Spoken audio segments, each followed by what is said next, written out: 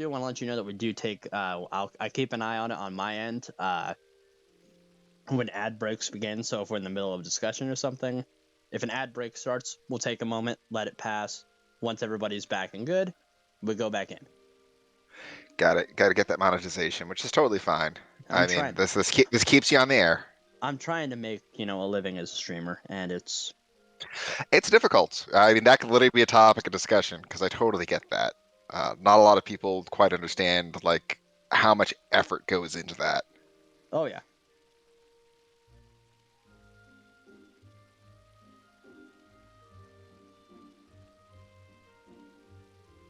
Do let me know if there's any qualities with my or quality issues with my microphone or anything like that. I sometimes drift away from my mic and it gets quiet. I haven't noticed anything yet, so. Got it. All right. So that's on. That's there. Stream.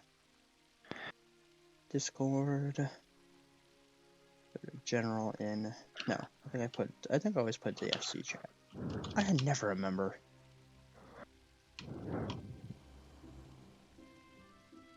FC chat. Good. I did put it right. Ha ha ha.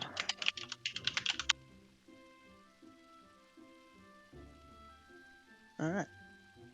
Well, we'll give it a minute for people to kind of start coming in. We'll give it a brief moment and then we'll start. Yeah. I just I got this in the mail today, so I have to take a picture of it because I actually love how they look. There's a company that I follow on Etsy, and they're really good about like the quality of stuff that they make in terms of like be it video games or just a whole bunch of other different things. And I got my hands on a copy of the astrologing cards. Oh. And they're huge, dude. These things are way larger than I thought they were going to be. You just activated my trap card. Yeah, that's fair. Oh yeah, no, that looping animation is rough. That animation is so rough right there. I'm just like raise hands, wave hands, raise hands, wave hands. Hey, we're talking. That's what it is. Compared to my animation where I'm just sitting here, staring at you, unending. Creeper. I've done it to everybody else, so. Alright. I just sent you the picture over Discord of how the cards look. Let's take a gander at these. Oh yeah, no, they're full-size tarot cards. Actually, these are jumbo-sized tarot cards. These are massive. Oh, they're huge. I have an actual set of tarot cards, and those are way larger. Yeah, those are like 7x3 or something like that. 3.5. Those are massive. Oh, they're huge. I love them though. I love how they look, and they feel nice in the hand. Do they come with a sleeve or anything? No. I keep them in there. I just got them today, so I've been keeping them in their case once that came in. It's a little cardboard folding case, but it looks nice. I'm picturing just bringing out the Astro kit and having like that full sleeve there just to draw them out from, because Astros be crazy like that. Right. Thought about getting into Astro there for a little bit. I'm not huge on the whole healing deal. I'm suddenly, for some gosh-forsaken reason, picturing Astro going in and doing a fight against a fire boss and just pulls out a card and just Zorch, just gone. It's just gone. It's gone.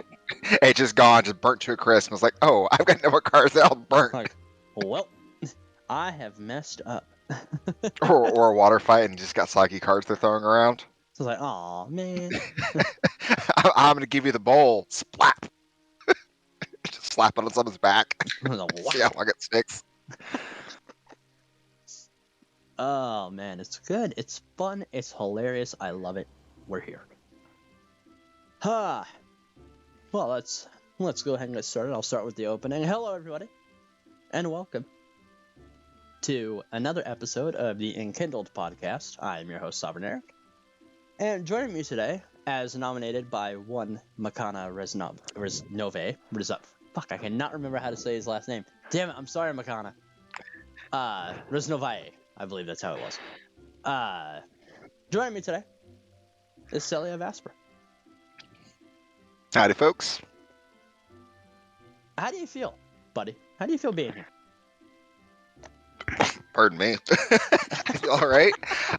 Still getting over Thanksgiving right now. Oh man, still getting over so much right there. I'm doing all right, doing all right. I've never done a podcast before. I always get a little bit of stage fright when I'm up on stage like such, and so expecting me to speak quickly, very quickly for a hot minute. It's all good. If you ever need It me to takes a slow moment down, to relax. be like Selia, breathe, slow down. It's all right. It's gonna be okay. We'll be hitting our first ad And break here in about a minute, so we'll wait to start everything.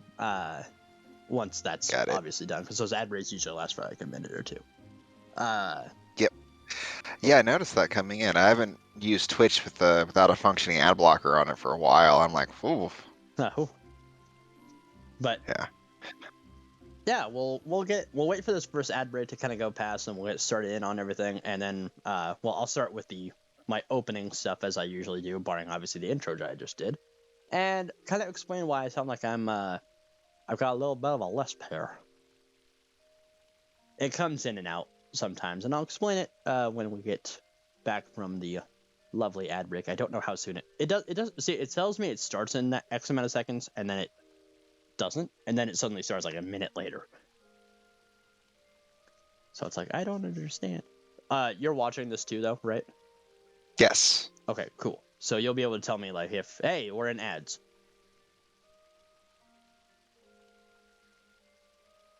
Definitely. I'll do my best there. Sometimes I'm a little distractible too, though. Hey, it's all right.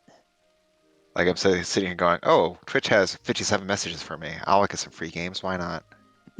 I'll look at some free stuff. Why not?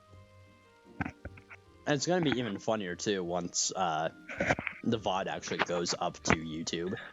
All the stuff that we're saying right now, and we have been for the past 7 minutes, is going to be all, like, no ads, nothing. So everything we say during the ad breaks will be on YouTube. No, that's fine. I mean, things can always be snipped around. Oh, yeah. And ad break is on, so we got a minute and a half for that to end. At least that's what it showed up on my end. Yeah, Twitch ads, man, let me tell you.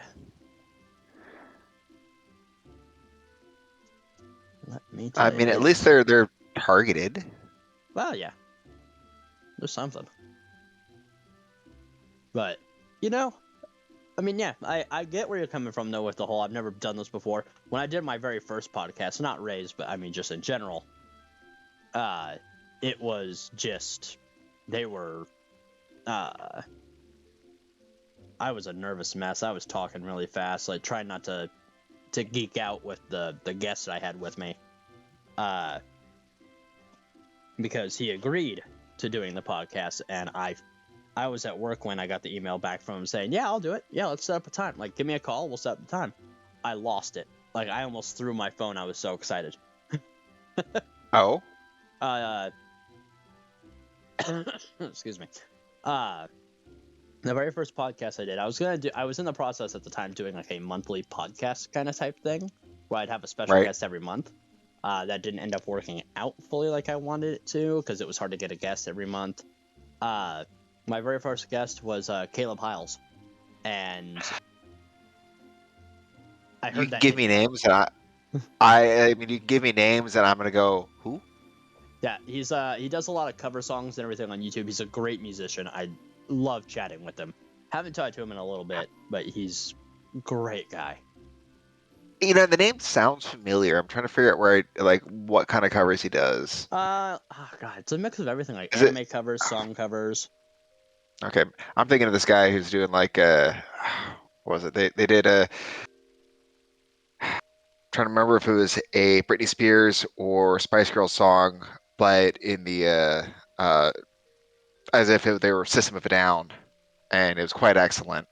I just sent you a I link think it was over to him on Discord. okay, he's a not great the guy I'm thinking of, but there are definitely some cool artists out there. Oh yeah, and ads are done. All right, so we're back. Here we are, having a nice conversation about podcasts and whatnot. Before we get started in on your episode, Celia, I want to thank everybody for being here. Hope everybody had a good Thanksgiving. I know that there's the one in the chat right now, and I had a very, very quote-unquote fun day yesterday. Well, so Dread Unshone and I, we work together. Like we work in the same place together, and it's he's I had to help him out at work yesterday, and it was just so much fun. It was such a fun time. Having to work Thanksgiving is no bueno. Yeah, I mean, I didn't have to finish out the day he did. I'm sorry, buddy, but goodness. Thank you everybody for being here. Hope everybody had a good Thanksgiving. If I sound like I have a lisp, or if I sound like I'm talking oddly, or if I go quiet after speaking for a minute, it's because if you remember in one of the episodes in season 1, I mentioned I needed dental surgery. That surgery happened. That surgery is done. I'm wearing a denture, and it's sometimes difficult to talk with it in. So there's that. There's like a, hey, so if I sound like I'm talking weird at first, level with me. I'm still learning. It's all good. It's all good. You sound totally fine. Goodness. But other than that, I think we can just we could jump right in. Is there anything you want to kind of toss out there just for real quick, Celia, or do we want to just jump right on in? I'm good to jump right on in. All right. I got nothing special going on. I'm here to chat, talk, and do the things. Do the thing.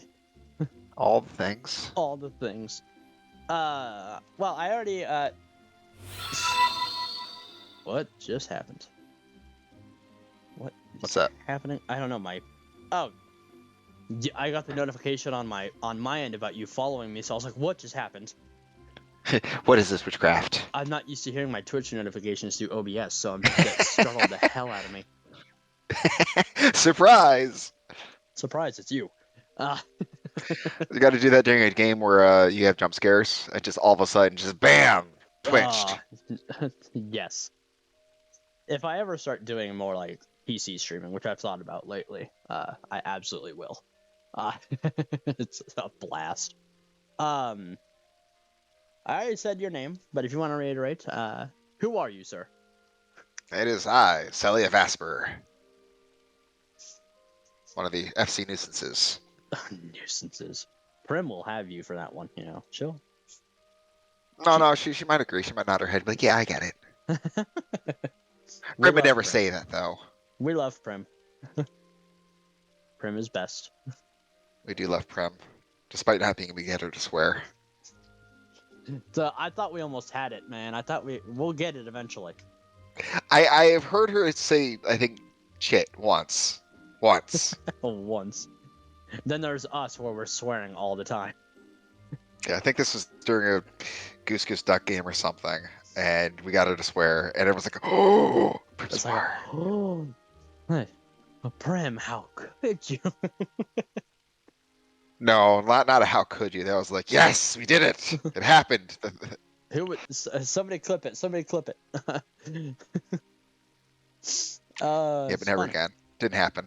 I know something I'm definitely going to add to.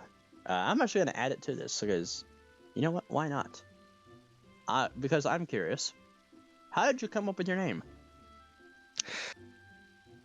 Honestly, that's a good question. I'm sitting here trying to remember what the origin of the name was in this case, and this was just a random pull. This was me just shoving consonants together and syllables together and going and seeing what stuck, and it did. And it's been considered a fairly creative name, which I'm glad for. I just haven't been able to have that same creativity since. The same thing happened with my other moniker, which I go by, which is Kefka, which is not intended to be based on Kefka from Final Fantasy VI. It just happened to coincide with that. I was just fishing for, syllables that fit together, and Kefka came to, and everyone's like, "Oh, hey, do the laugh." I'm like, no, what have I done? Do the laugh. Nah, I'm good. I'm so good. I'm so over it. I'm good, guys. It's okay. That's interesting though. I actually I appreciate that. I'm adding that in as a new segment because as I go through the different seasons, some questions will change and some questions will either get removed or added in, and that's what I think would be kind of a fun one to add in. Yeah, it's like asking Thunder where he got his name from. Why does he eat thunder? Is it delicious? Is it spicy? You need to watch Thunder's episode because everybody thought it was going to be a battle of the Thunders. Mm. Oh, lost a little bit of frames there. That's okay. That happens. It's still good. It's still good. It's Still just a little good. sketchy. It's all good. It's all good. Uh, so what is the job you main as, Celia? I main as machinist, or as I also will say, machinist, because words are hard. Um, machinist. I enjoy machinist because it is exceptionally reliable at what it does. It doesn't have to rely on banking on RNG. Uh, it's got a steady rotation. You do your thing. You do nice damage, or do when SE doesn't nerf you into the ground. And yeah, this is just generally reliable. If a machinist is dying, it's a skill issue, pure and simple. And if they're doing really bad damage, that's a skill issue, plain and simple. Versus, say, playing Bard or Dancer, where it's like, well, my RNG sucks right now. I'm not getting any procs, therefore I do very little damage. I mean, they do even out, but the only procs that Machinist is fishing for is just crits, and we get 2 auto crits anyway. Right. 3 technically with 13-minute rotation. Um, See, when I picked up Machinist for the first time back when I first joined in, I absolutely loved it. I played it up to I think level 60, 60 or 70. It was one of the two, and then I just kind of I stepped away from it there for a minute, and I tried to get back into it, but I just oh couldn't. yeah, there's that frame loss. Yeah, I'm kind of noticing Yeah, a little bit of frame loss on my end, but at least so OBS tells me if I have dropped any form of like dropped frames or anything. It could I just be my totally internet. get you. Yeah, I totally get you on not being able to get back into it because when I go back and play Machinist low level, like 50 or 60, it's kind of painful. Does it get better It past a certain point? Oh yes, like 70 plus, it feels a lot more smooth. One of the key things there is you start getting your toolkits, and without having like air anchor and drill, um, you're relying on using like shoot, I can't remember the name. It's hot shot or something. So Mm-hmm. it's the low level ability which I can't stand. Words are hard. What is wow? Not heat blast. Does it heat blast? No. Wow. Sorry, my brain's not working on No, that you're one at you're all. good. It's like You're good. I don't play low level machinist anymore. So I'm like, what is it? Like, what is it? What is it? Who are you? Yeah, it is hot shot, and hot shot is less powerful than heated clean shot, which is your third combo skill. As a result, you do a very different rotation where you're using reassemble on your uh, heated clean shot, or sorry, just clean shot at Right. that point, and it just doesn't feel good. Later on, it gets to a point where you're weaving almost every skill. You're using a weave, and so you're constantly in motion and doing things. Um, Again, you're just banking on using skills when you need to use skills, Right. and then kind of perfecting that. It is by far the most mechanically oriented class in the game, I feel. Huh. For personal mechanics, just because again there is no RNG. So if you're doing like boss fights, the bosses always have very static set patterns. They do X at this time, Y at that time, rinse and repeat. Machinist is the same way, and so if you're playing Machinist well, everything lines up. Hmm. I might have to get back into Machinist. Again, it gets better at let's see, you get your second tool at oh geez, air anchor's not till 76. Ouch. Yeah, so you get your second tool at 76, which is an improvement. That's probably where it does start picking up is 70 to 80. But before that, it's okay. Um, but it doesn't excel. Right now, it's just in the quagmire that is new expansion dropped, and therefore Machinist was tanked to the ground by merit of not being given buffs like everyone else did. Right. Don't know why Yoshi P hates us. We do remarkably well at the end of an expansion. After the third patch, we're doing quite good. But before then, I feel that. That's how I kind of felt a little bit about what was it? There was one class I used to play a lot of, and then like they altered it, and I was like, and I'm not playing that anymore. I don't know why. oh, 60. was it like Summoner or something? Like the ones I'm thinking of that they altered would have been like major alterations would be Summoner and I don't remember. those got major alterations. Summoner, Monk, and mostly Summoner Monk who got huge changes. Astra did as well, clearly. Yeah, Paladin got some recent tweaks. I know Otherwise, most of them stayed the Gunbreaker same. got a few tweaks, and when Dawn Trail came out too, it got rid of a couple abilities and altered a few. Yep. But yeah, I'm looking at my my thing right now, and I'm at 63 in terms of Machinist. Nice, nice. Yeah, it's when I'm into the game, I'm just running my roulettes every day and getting stuff. You can get, 10 levels in a few days Oh if yeah. you're just casually playing and doing your dailies. Um, I'm usually all maxed. I'm still working on that at the moment, but I've Right. got 1, 2, 3, 4, 5 classes left to go. Nice. Oh, six. Sorry, I thought that was Blue Mage I saw there. That's not. I got six. Almost done with Samurai.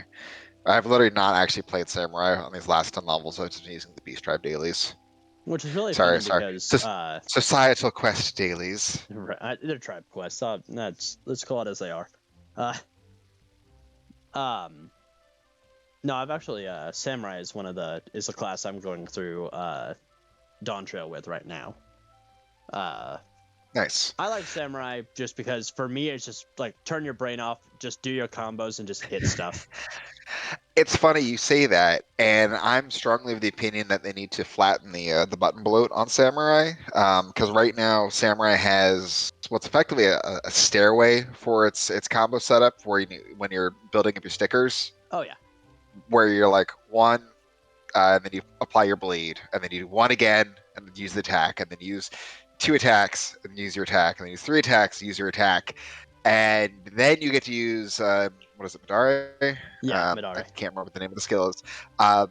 And it's a lot of build up, but if you set things up so it's visibly smooth or anything, that's sort of like 7 buttons there, all basically doing the exact same thing, and it's like that could all be condensed down into honestly 2 buttons. So like for Like you just for you start with what is it, Shifu or Gecko. yeah, You go onto your next skill, and then you can trigger your whatever's based on that at that time. And right. so it's like, okay, I did one, done, one and done, and then I'm like, okay, now I'm gonna press the button 2 times, and then use my and then trigger it. Now I'm gonna press it 3 times and trigger it, and that's all it needs to be, just one button, not So like so 6. my combo for Samurai is I go because I play on keyboard and mouse. Yep, Even on PlayStation I play keyboard and mouse. Uh because the button bloat, you wouldn't be able to do that on a controller well. yeah, it's well no, not necessarily. I Hadan, who is also Dread Unshown in chat, he actually plays on controller, and he does it perfectly fine. I don't know how he does it, but he does it. So like for me, I go like Nice. one being the main attack, obviously the start to the combos. So I go 1 2 1 3 5 1 4 6, and then into like the rest of my combos. Yeah, that could be like 2 buttons though. rather than taking up 6 buttons on your bar or bars, you could just consolidate that. Right now, if you haven't played a Viper or Reaper, Viper and Reaper actually condensed quite nicely. Viper is almost too easy with how much they condensed it. Uh, but it shows what they can do for a melee class that would otherwise have a lot of button bloat. Because if they didn't reduce Viper down to 2 button sets, you would be using 6 or 7 buttons for what they do, I tried Viper and out, and it'd I be kind of couldn't. silly. I don't know. I tried Viper out, and I couldn't get like the hang of it because it's like, what do I do?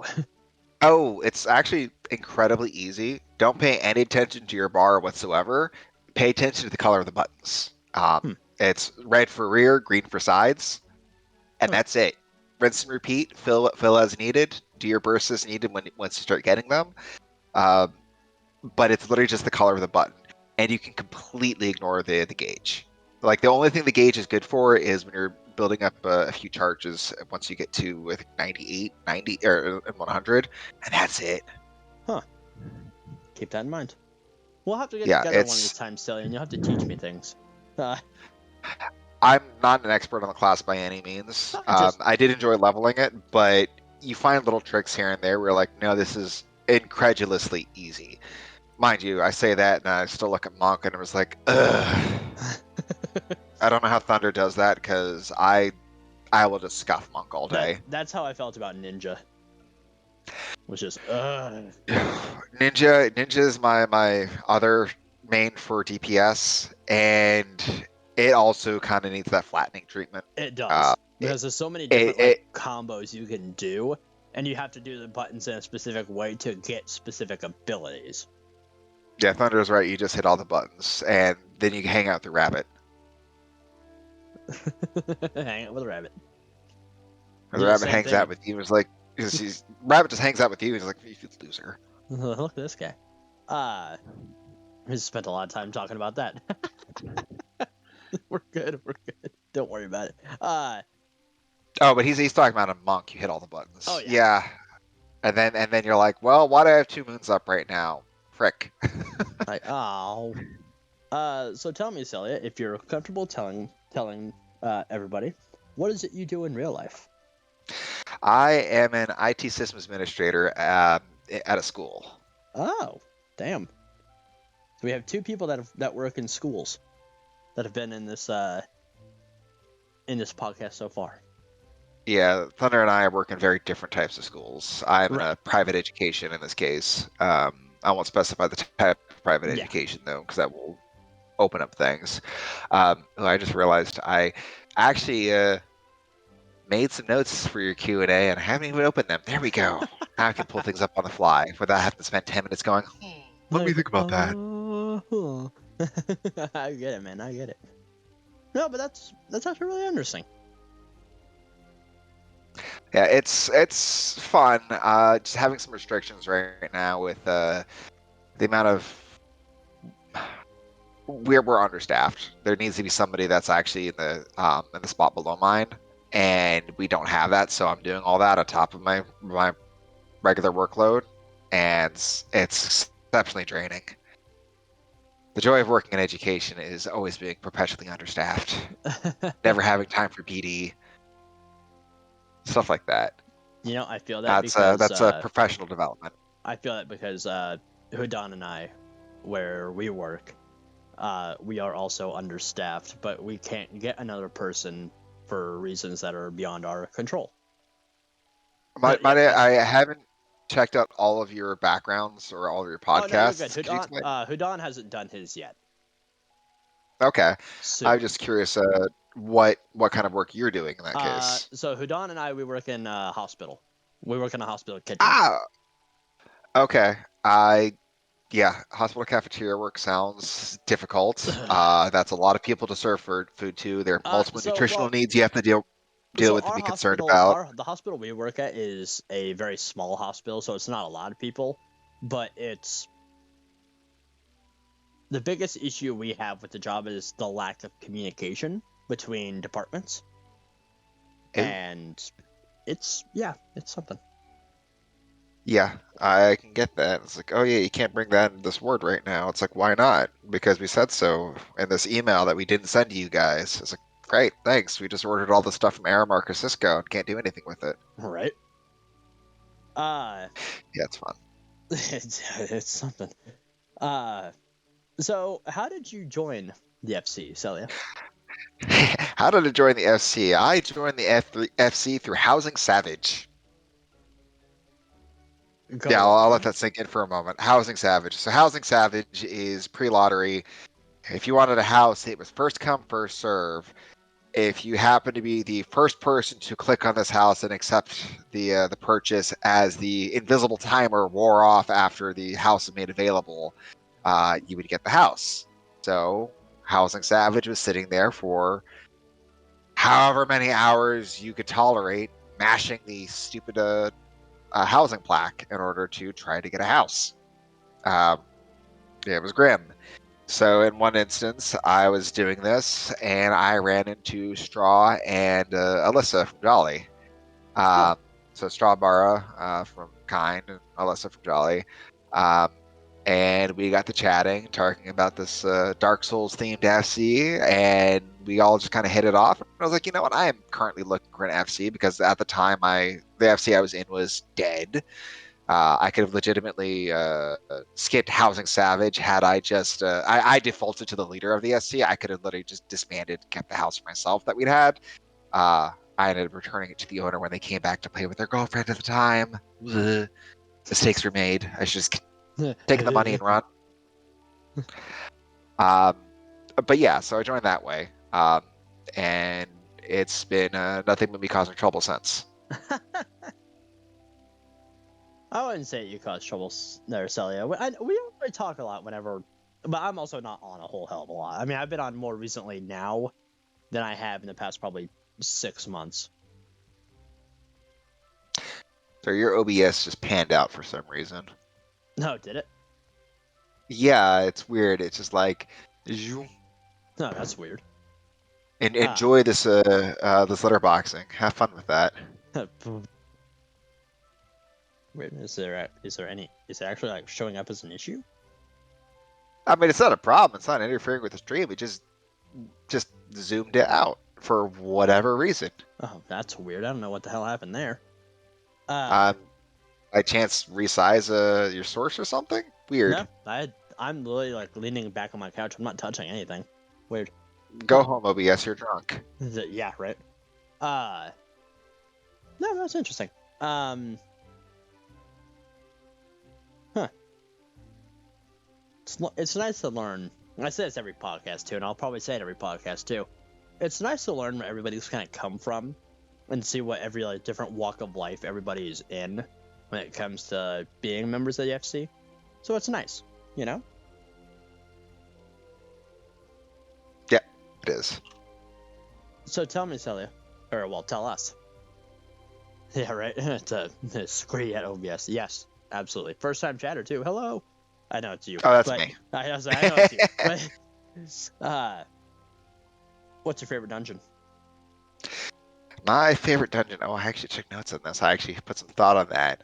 Honestly, so my favorite dungeon is the Gimlet Dark, the near end game For Stormblood. Stormblood That dungeon. that is a fun one. I like it thematically. It's this whole you're rushing towards the end of the expansion. You're on this battlefield fighting for as part of this active rebellion, beating up the Garleans.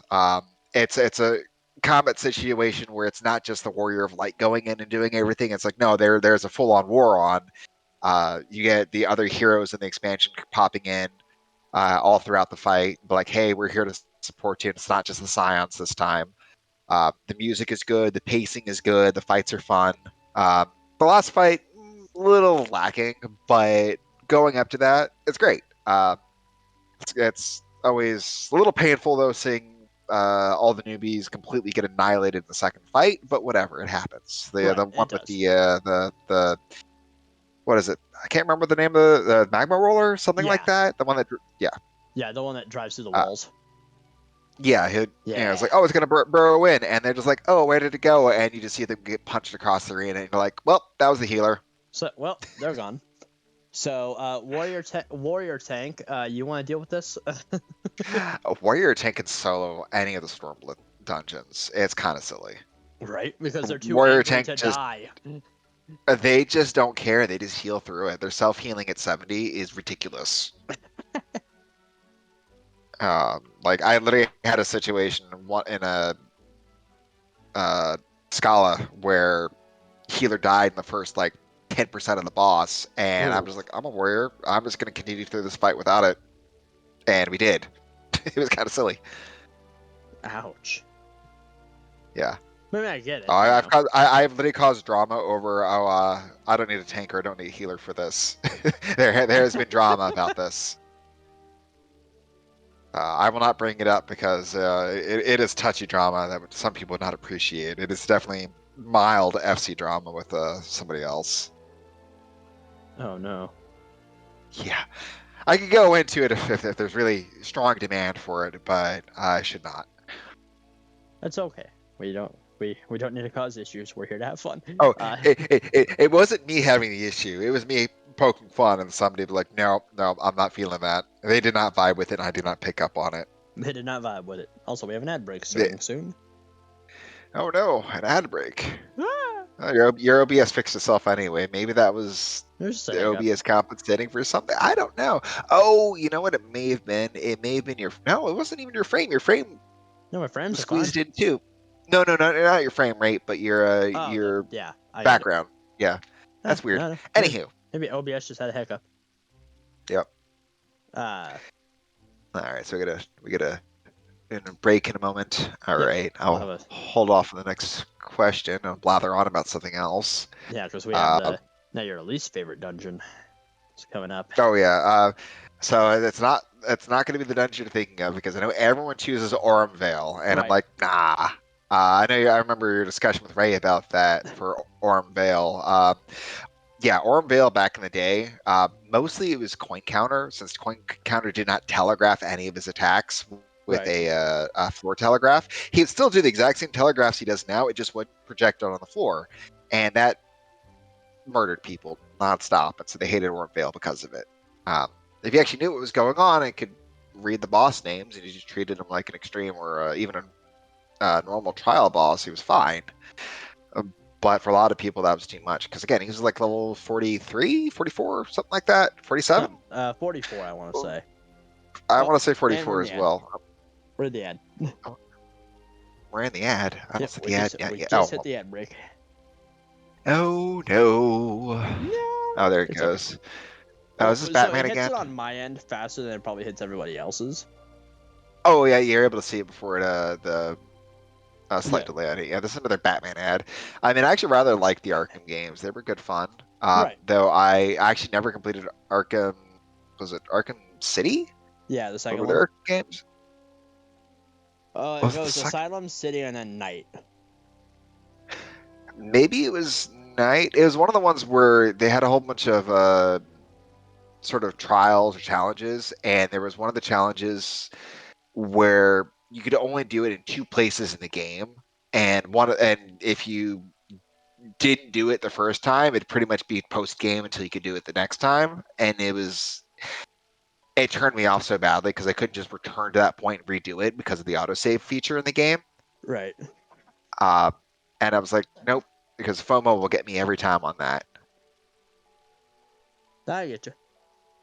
Like FOMO is rough, but also it's like I need these challenges done so I can unlock additional things to make myself better. But if I don't do it now, well, I'm F for the rest of the game. That drove me insane. I was not happy with that, so I put the game down. Right. In terms of the Arkham games, I only ever played Asylum, but I loved it. I thought it was a great Oh, game. Asylum was fantastic. That's a classic right there. Oh yeah. It looks like we're back. All right. Welcome back, everybody, from the ad break. So you're talking about it's not Orem Vale. It's not Orem Vale. Which one is They are it? still. So this is honestly it's a toss up between Snowcloak and Dusk Vigil. Not because they're bad dungeons, but because they're the most boring dungeons. The No, music I is get it. slow. There is nothing hyped about the music. It doesn't get you going. It doesn't get you wanting to proceed further. The pacing in them is a little iffy. There's like one pair of ads too many. Um, it's just they're dull dungeons. It might be an issue with just being snow dungeons. Um, they tend to do this like I don't even know how to describe the music. It's just not good. Uh, they bore the snot out of me. And I'm like, oh boy, it's Snowcloak. It's easy, but it's boring and it's dull, and I hate it. And that's what gets me. And for a hot minute, it was just like every other time I'd roll Duty Finder, I would get Snowcloak Right. I'd always get or Dust Vigil. Yeah. Vigil Yeah. hard is so much more. I don't know. Between normal Vigil and Vigil hard, I would rather take Vigil hard because Vigil hard has fun fights. yeah, it does. Normal Vigil, no. Vigil hard is like, hey, by the way, do you want to fight two brutes with no aggro table at once? Have fun. Have fun. Bye. And I'm fine with that. I like that. It's like, hey, by the way, you need to be able to watch enemy tells and what they do. I haven't played it. Actually, I haven't done Dusty. I haven't done hard since they redid the trusts for that, and so I'm wondering how much they've changed that. Right. Sorry, I had to step away for a second. I sneezed. And let me tell you, sneezing with a denture in is hit or miss because you could send that thing flying. Well, yeah, it's hit, and then you get 10 points for striking someone with it. Yeah, right. Your favorite trial? My favorite trial. So this one I had to think about as well. So the very end of Endwalker. This is not. I'm not talking about Sad Girl. Sad Girl, Best Girl. I'm talking about the Xenos fight that followed, where Warrior of Light is just like, oh, my special friend, knowing grin. Let's have a fight with Xenos. We're at the edge of all this. Let's go. I also do want to say this. I do want to say seriously. I forgot to mention it as well. I think we might have a couple people that haven't finished Endwalker 2. My apologies there on spoilers. I'm sorry, folks. It's been at this what, point, a year and a half, 2 years? Are to be known. Yeah, so spoiler warning for the previous expansion. For that fight, I'm waiting on the extreme fight. I'm waiting for it to get the Galvus Legatus treatment. That what's that fight? That was the trial. That was a Shadowbringers fight. That was Memoria Misera treatment, where it's like it's a completely optional fight, serves no purpose for the story other than getting some fancy loot. And I want that treatment for Xenos because the fight was definitely set up to be like, this is the normal version. Let's have the extreme version later. And I'm super looking forward to that whenever they decide to do it. If they do or do not, which is sad if they don't. It's a wasted opportunity. But if we're talking about one that is my otherwise favorite one, I'm going to say kind of Wreath of Snakes. That's the Seria fight. I like the pacing in it, and I like the music for it. The music transition works really well for that. I also like any fight that pushes me around. I don't know what it is about knockback or getting flipped around. I just like it. I have a lot of fun. It's one of the things I like in Pandemonium 10. It's like the only reason I want to play tank on that is so I can get yeeted to another platform. Right. And just do the goofy yell the whole way. Yeah, no, Wreath of Snakes is fun. And I totally get it. It is a good fight. That is, I would have to say Byakko and Seria were probably two of my favorites of the Four Lords. Oh, step on me, Tiger Daddy. Hey, look, that's all the thing I can say about Byakko. Hey, I ain't judging. I will not judge. Yeah. But yeah, if we're gonna move on to least favorite trial though, Bismarck. Limitless Blow. Do I need a reason to describe? It's so boring. It's so slow. There is literally if you are powering through it and you kill the ads too quickly, there is 30 seconds of just empty space where you're watching Bismarck flip around the stage and then says like, "Oh my God, brace ourselves," and that's it. The music is incredibly bad for the fight. Even though it's not much different than Garuda's music, but it's yeah. But Garuda, The unlike the only Garuda has some weight to her. Yeah, Garuda, like if you're doing Garuda Extreme, like at level even, Garuda was gonna hurt. If you were out of position, you got caught by a tornado, or if you didn't bring Tirada or Superna out to the sides, ugh. Um, but no, Bismarck, so dull and boring. The only thing I got out of that was I was playing Monster Hunter World at the time, and I'm like, you know, get me my Dragonator, and firing that at Bismarck. I'm with you. I was a huge Monster Hunter person myself. Still kind of am, but I've kind of stepped away from it for the time being. Yeah, I didn't play Iceborne. I haven't played Rise, so. I played a little bit of Rise. I played through a good majority of Iceborne, and I thought it added a lot of nice monsters to it. It added my favorite boy. I got burnt out on it on the Monster Hunter just when I was like, okay, I played through the main story, I did some grinding, and then I was like, wait a minute, the whole end game is just grind, grind, Oh grind, yeah. grind, grind, grind, and I was like, I'm not feeling that actually, especially when you get to like things like Arc Tempered Devil Joe, Oh which God. is stupid. Devil Joe in World is a terrible fight just because he does a 1 mile wide hit check, and Uh-huh. if you're anything other than like Insect Glaive, you're getting hit by that. Oh yeah. And I was like, this is so dumb.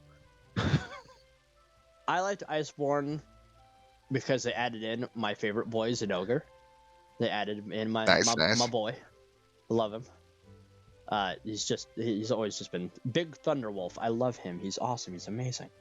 I've got some friends who are like, "Ooh, I love Zenogre too, but for other reasons." Well, those are the Ooh, people. big Thunderwolf. Here's the thing, right? When you said Biako, Steph, I'll be Tiger Dad. My brain went. I'm sorry, I see him. That's all. My brain went. Yeah. I can't make fun of him. I play Zenless Zone Zero, so it's fine. Zenless Zone Zero does have some good furry guys in there, that's for sure. It's got Lycon. I haven't played it myself, but I've. Lycon. He was my first S rank, and I'm like, please, God, why? That's the wolf dude, right? Yeah. And they really made a handsome wolf dude for that. That's for sure. It's like, this is not fair. Oh, okay, but no, but Biako, he's the only boss where I can hear him mispronounce "you are." Whenever he says "you're mine," I'm just like, he's spelling that Y-O-U-R, isn't he? He's not saying Y-O-U apostrophe R-E. No, he's saying "your." It's not your. It's your. Yeah, I'm like, oh my gosh, why? No, I'm with you on that one because that's good. Yeah. Well.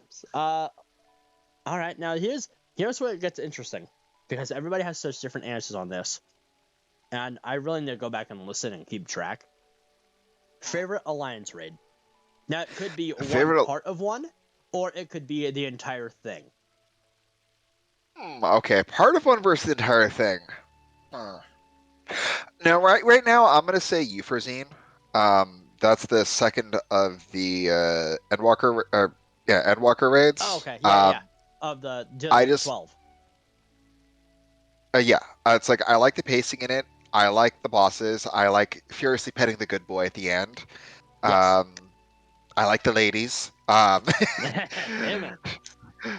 Thunder might agree with me on that one. If he's still but here, yeah, he's being uncharacteristically quiet. You know? Fair. So it's prerogative. But yeah, no, Euphrazine was fun. The mechanics were solid throughout the fight. None of it is particularly dull. Like there's a few of the ad phases, or not ad phases, but ads between where it was like, okay, we're just beating something up for a moment. But honestly, like it switches it up enough, and it's got enough activity that you're not bored through any part of it, and the music is fun.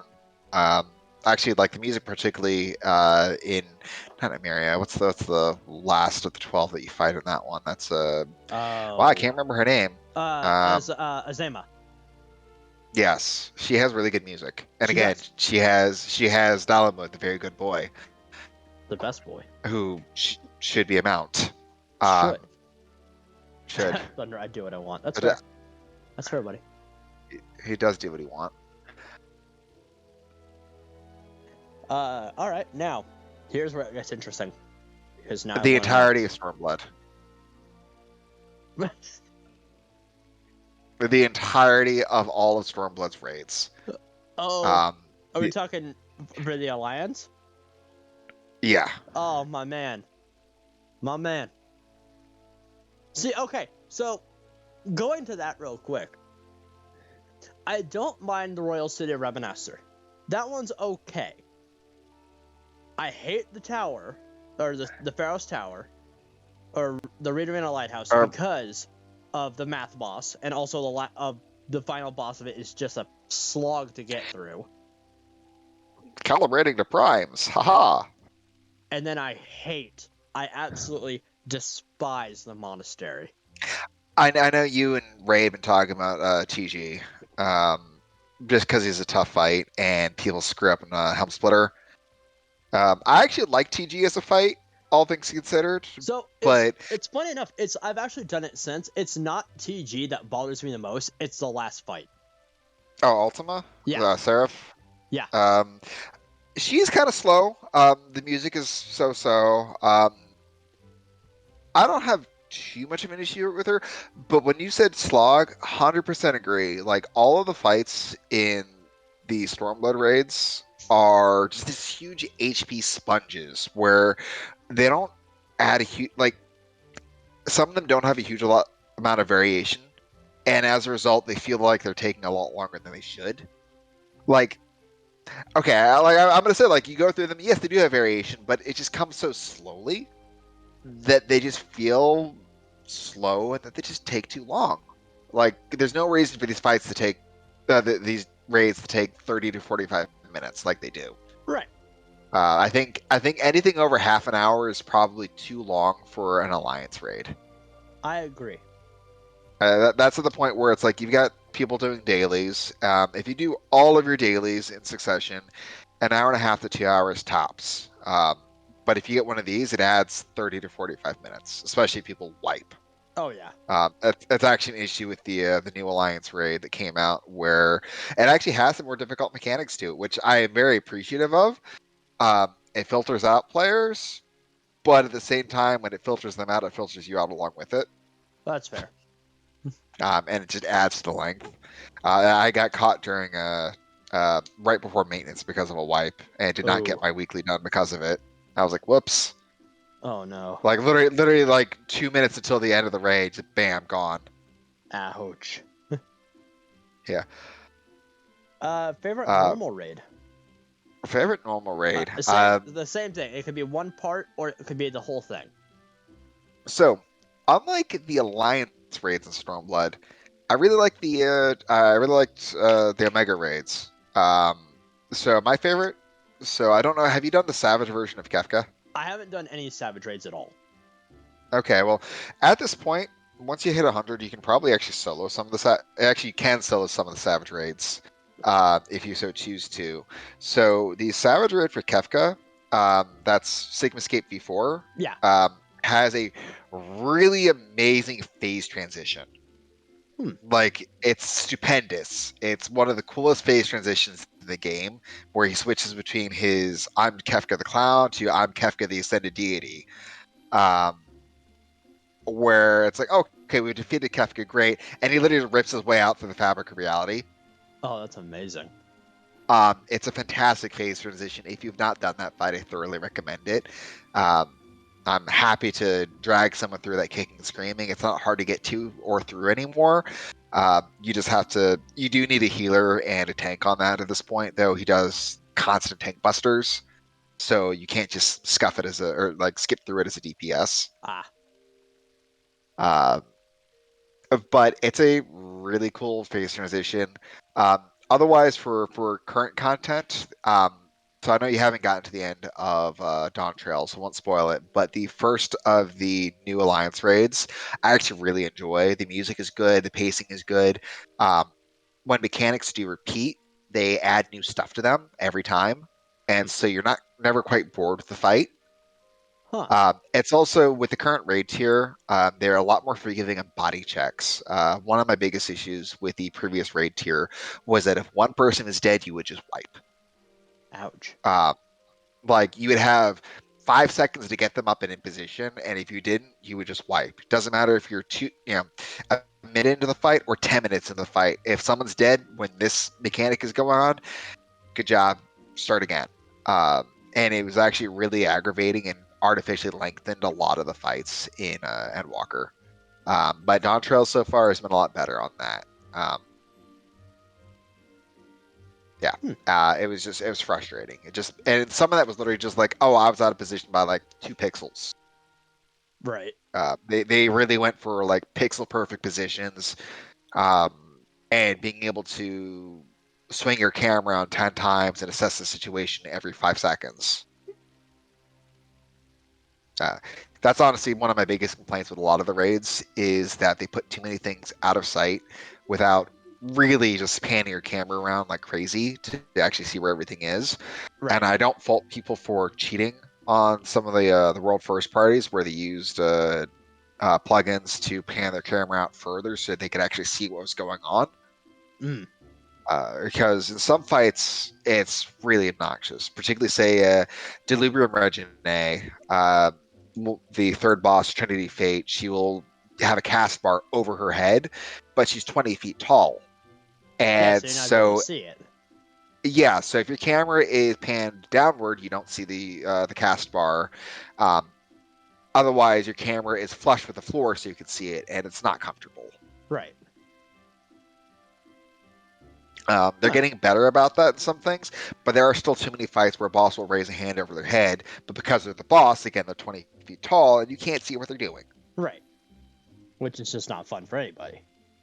Right. It's like, great, you are using telegraphs, which I appreciate because I would much rather than use more telegraphs like that than named cast bars. Named cast bars are boring. They're not intuitive, particularly for new players where they go in, they're like, oh, I have to recognize the name of what they're casting. Right. That's kind of dumb. No, That's honestly I very agree. dumb.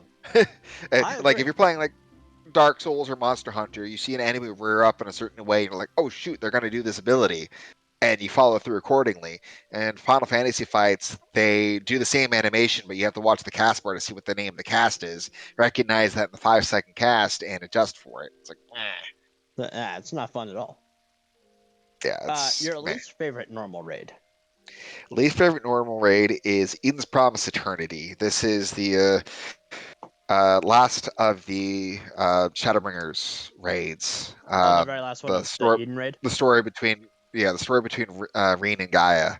Um, but in particular, in this case, the normal version of it, Right. less so the extreme version. The normal version has the worst phase transition in the game. Um, you've completed the normal Yeah, version of this, right? I've done it. We Yeah. do have somebody in chat that hasn't. I'm sorry, that's 4 years old at this point. I'm not super worried That's about also fair. That's spoilers. also fair. Um, so for starters, I didn't really like the. I didn't like Reen as a character because I also don't like Minfilia as a character. I think they're both really boring heroines, um, with no sense of like self or agency. That they're relying on other people the entire time. They are very weak female leads. Um, I didn't like Gaia mostly because of the English VO. I didn't actually hear the Japanese VO, but she's got this obnoxious airy quality to her voice that just drives me insane. It's very. She's supposed to be very pedantic anyway, but I just disliked her as a character. She was not likable by any means, despite adapting. Um, and so they're doing this long phase transition, and it's like the most petty stuff. And it's like, great, you're wasting 2 minutes of my life because you guys are like, oh, we're having coffee biscuits, and why Yeah. do I have this coffee biscuit? I would never have this. It's like, Yeah. The okay, whole we're having flashbacks. Wait, why was I yeah, it's like doing this? Yeah, I get it. it's like this was impactful for you. This is such a core memory to you that we all have to suffer through this. Thanks. Um, Thanks. like we went out for coffee. We went for a coffee date. Great. This is my core memory. It's like great. This is what shapes me as my current person. Thank you. Though I am curious to see what they're doing with Fru at the moment, which is the Futures Root and Unreal, Yeah. which just got cleared this morning, I think, or last night, one of the two. Um, so World First has finally happened on that. Um, if you haven't done any of the not Unreal Ultimates, the Ultimates retell the stories, but also add in twists or quirks to it. Like for instance, the Dragon Song's Reprise. There's literally an opportunity to save Horsefant. Oh, So in that storytelling, if you do things in a certain way, he lives, and it Huh. also changes how the fight proceeds. Interesting. Yeah, I didn't know So about there are that, any cool of that aspects stuff. to that. Yeah. Again, that's Heaven's Word. That's been 7 years. If So that's been anyone's worried years. about spoilers at that point, I'm sorry. It's been a thing. Right. DSR, it's been 2.5 years since that came out. I'm sorry, it's been a thing. I'm not going to hold punches on spoilers on that for ancient content. For Dawn Trail, yeah, I'll do my best not to spoil that. But for Right. anything older, I would say Endwalker and Dawn Trail don't say anything because I know we do have someone that's still going through Endwalker and they're still really early into it. But I will try. yeah, they're still early into it, so it's like one of those things. I'm like, okay, like mindful of Yeah. what is said, but beyond that, Uh, I mean, Honestly, most of the stuff we were going to be discussing is probably covered right? for Yeah. anything I'd be talking about. Entrail, and Walker, Entrails? Well, Entrail. that's gonna I put could me on go a for some. list somewhere. No. We're talking about tripe. We're going for pho. I say, I could go for some pho right now. That's always good. Um, so, Dude, pho with tripe. Anyhow, so, moving on. so tell us, Celia, 3 things about you that you'd love for everybody to know. Again, it's completely up to you on what they can be and how personal they want to be. That's up to you. Well, I like the really stupid voices. I like the stupid, derpy, annoying voices when I have the chance to do them. I will use stupid voices at the drop of a hat without any excuse. So that's one of the things I like to do. Not voiceover work or anything like that. I just like doing dumb voices. They're fun. It's fun. Yes. Uh, they can be good fun. They're a good way to relieve tension. They're a good way to do your best Stitch impersonation. That kind of thing. Um, Second, I enjoy cooking. I mean, this is a fun thing. Now, I like cooking. I like cooking at home. This does not necessarily mean I cook well. Um, I can make things sound delicious, but they just came out kind of so-so. Um, but I do thoroughly enjoy cooking, even if it's just making up a pot of mac and cheese. I don't know, but I just there's zen to it. Um, Yeah. However, I'm terribly impatient with it, which oftentimes leads to something either overcooked or undercooked. And thankfully, I do enjoy rare steak, so that doesn't bother me too badly. Hell yeah. A bit more problematic from cooked chicken. Well, yeah, because chicken is one of those things. Like, if you don't cook it right, you're done. Medium rare chicken. Do you like salmonella with that? Would you like a side of salmonella? Yep. As you're working in a hospital kitchen as well, like you're like, yeah, we got to be careful on that. It's honestly one of the reasons I need to very much pick up a meat thermometer Oh yeah. just to double check things. Third fun thing is, oh geez, it's been 7 years now. I scooped up a feral cat. He was dying out in the yard, and he's been with me ever since. So Mr. Julian, my little boy, is an absolute sweetie, and I love him to bits. Oh. He's just a little black cat. He is very affectionate. He is too smart for his own good, but he uses intelligence to do really stupid things.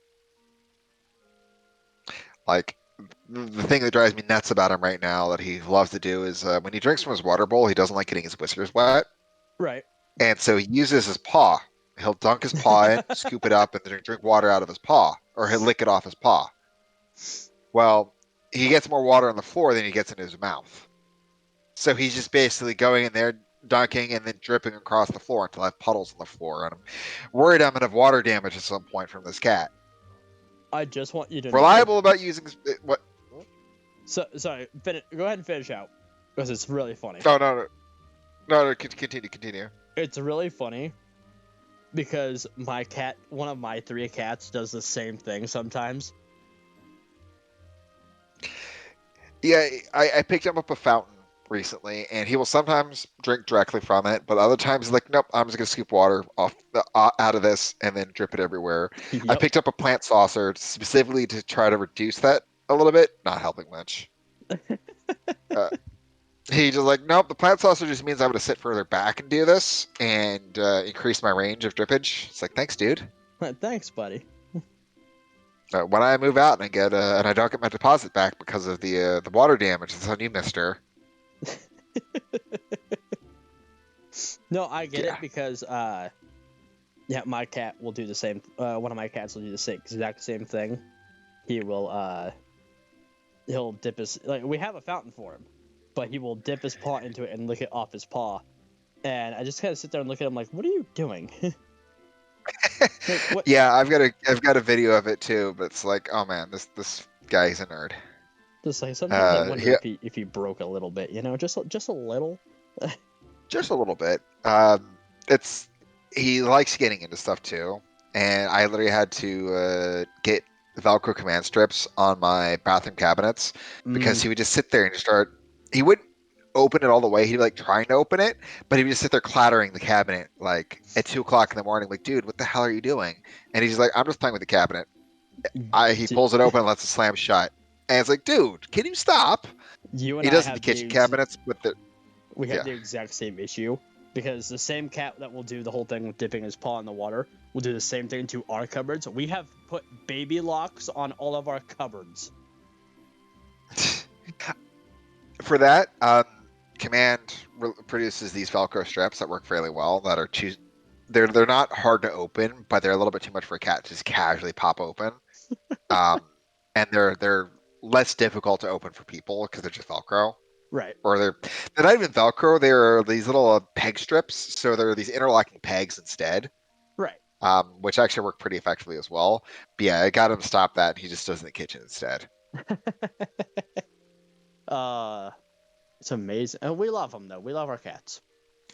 Brothers from a different mother. Got it. Right.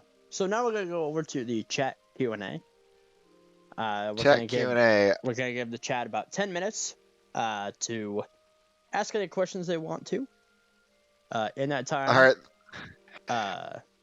we'll let them kind of take it from there. And if they have any questions for you, they can ask. Obviously, just be mindful of anything that's overly personal, anything like that. We do have an and we're in an ad break right now, so All right, ad break. we'll Well, wait till the ad it's break one ends. time when I was a lad. When I was a wee boy in France, Did I? Yeah. Back in the Scottish Highlands. back in the Highlands. Scots and Irish accents are ones I cannot do well. I can do really bad caricature ones, but that's about it. While we're in this ad break, I'm going to freshen up something real quick, so I'll be right Go right back. ahead. Go right ahead. Yeah, and otherwise it's just Dread and Thunder who have the floor. Yeah, because they're the only two that really can't talk, and that's all right. Here, Uh, I said, be right back. yeah, go right ahead. Go right ahead. To everybody that is here, and I know that nobody can hear this. For those of you that are watching this on YouTube, thanks for tuning in. Glad you're here. Hope you're having a blast. The surgery was a massive success, as you can clearly tell from my voice. And we are picking streaming back up in December fully, having a little bit more of a somewhat rounded schedule. It is up on Blue Sky. I have a link tree where all my links are, so you can go and tune in. You can go to those and find anything that I might have there.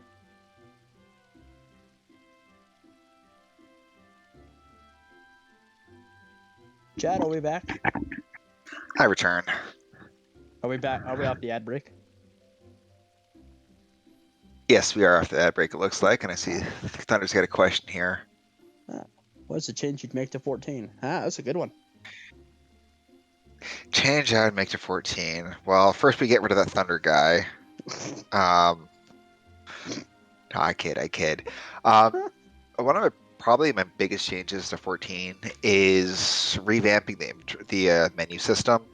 So 14's menu system is inherited from 1.0, and it provides a lot of limitations that they have to work around throughout the game. This just comes from just inventory limits such as trying to access your glamour or armoire, to how you receive loot and how you roll for loot and why you have to use the token system rather than just be like, hey, they can just roll this random item here instead. It creates delay in the menus. It's why menus are so deep, where you're like, I'm trying to get to one thing, and rather than bringing up like a more intuitive UI, it's just this bare naked list that you have to go 3 menus into. Uh, it adds the clunkiness to retainers that they've got. Why they were only recently able to do the sort to retainer options. It honestly creates a lot of limitations that, while they're doing a great job of working within those limitations, it's holding the game back by a lot, in fact. It really does impact many aspects of the game. I would just try to streamline that immensely, get it more in line with games like WoW or Elder Scrolls Online, or even some more recent MMOs.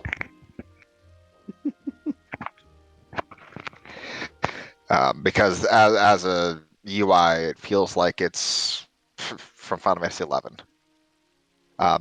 But Yoshi P's team worked with what they could, and they've done a fantastic job of working with what they could. Oh yeah. But it's taken them a lot of time. But also, for a multi-billion-dollar company, they had the choice to do it, and they're choosing not to. That's one of my friends would complain about. Right. It's like, oh, the customer base is fine with it as now, and we're still gaining customers and getting the monthly payment. Why make the change? Don't rock the boat if it's not broken.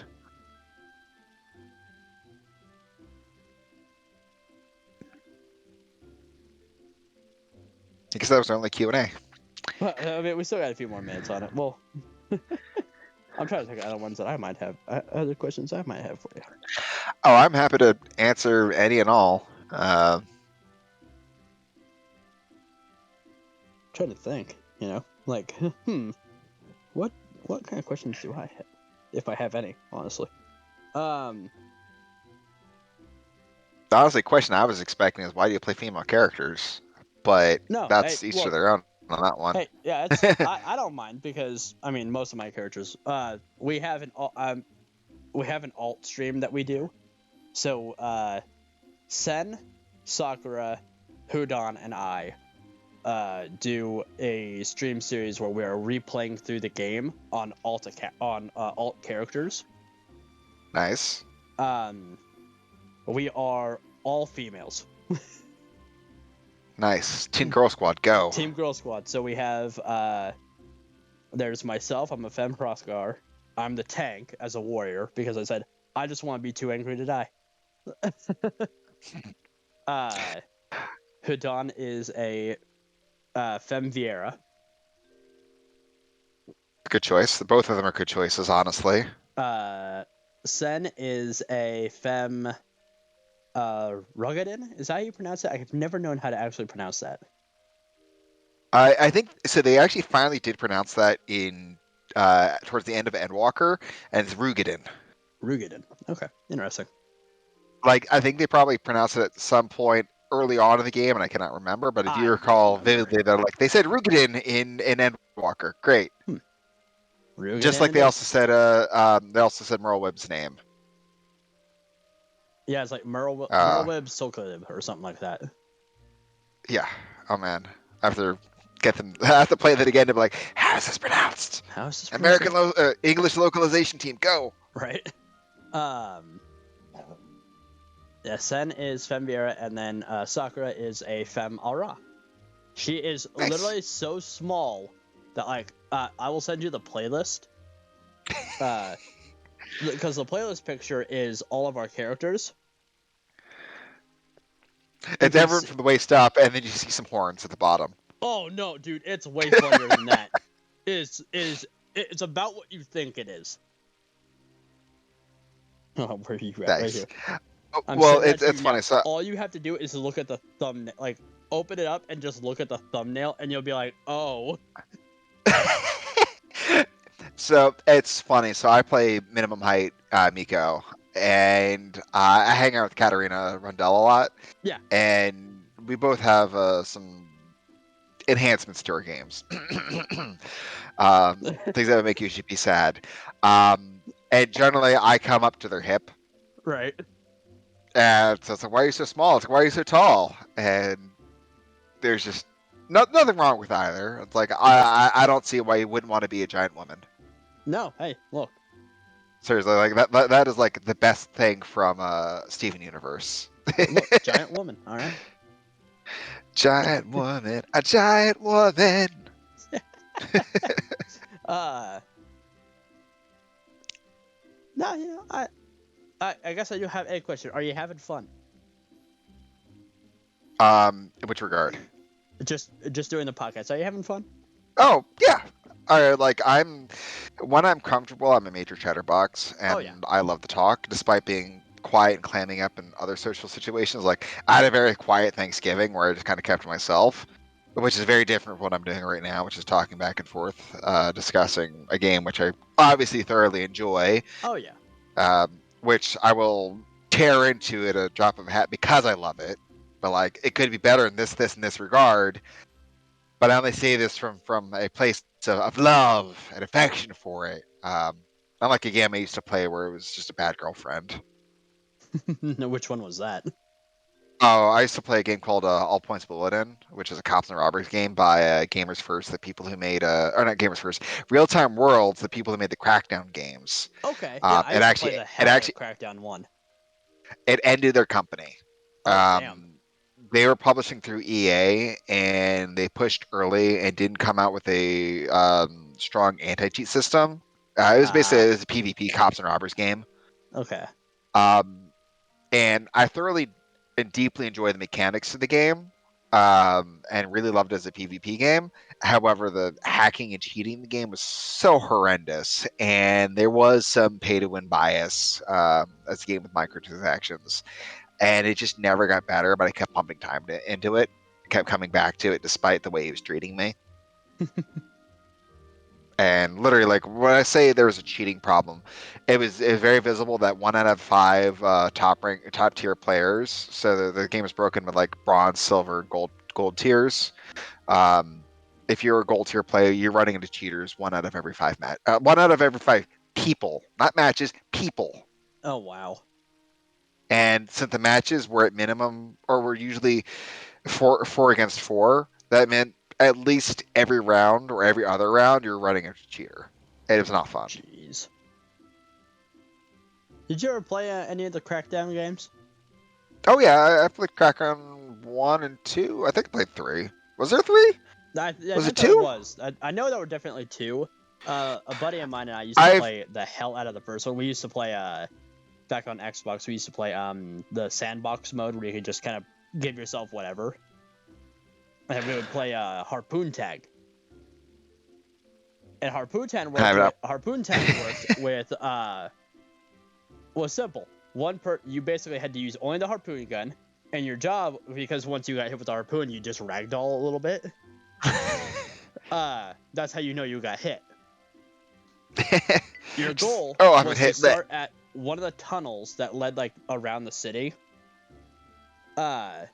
Pick up a bag of concrete mix, and So have you'd be to slower. make yourself a little slower. But we gave ourselves like the max like stats and everything, so we had like obviously the fast running speed. And what we would do is we'd pick up one of the bags of concrete and run down the bridge. We had to stay on the bridge at first, and then have to make it through an entire like circuit. So make it from the beginning where we started all the way back to the beginning, and then Oof. we could start running into the city with like we could drop the bag of concrete off and then run into the city to keep turning to try to get away from whoever was it. That sounds fun. I like making like micro games in other games. That can be a lot of fun sometimes. Because one, it means you love the game, that you're Right. gonna play it, and you're gonna keep playing it in ways that it wasn't intended to be played. Oh yeah. I mean, that's how we ended up with stuff like Griffball and Halo. Oh, Griffball. Or I like to doing a King of the Hill in Mario Kart 64. Um, yeah, don't ask me. Actually, you can't ask me how, but there was a glitch on, not a glitch, but a place you could bunny hop up a hill on in one of the I think it was Raceway or something. But you Yeah. could bunny hop up a hill and just scatter items all over this place and do a little King of the Hill thing with some friends. And because there was no time limit on the versus mode, you weren't fighting any NPCs. You could just do this with some friends or something. And like, I'm King of the Hill now. Another thing It was silly stuff. we used to do a lot of like the same buddy and I used to do a lot of Halo custom maps, and we what Was was it? this CE or later on?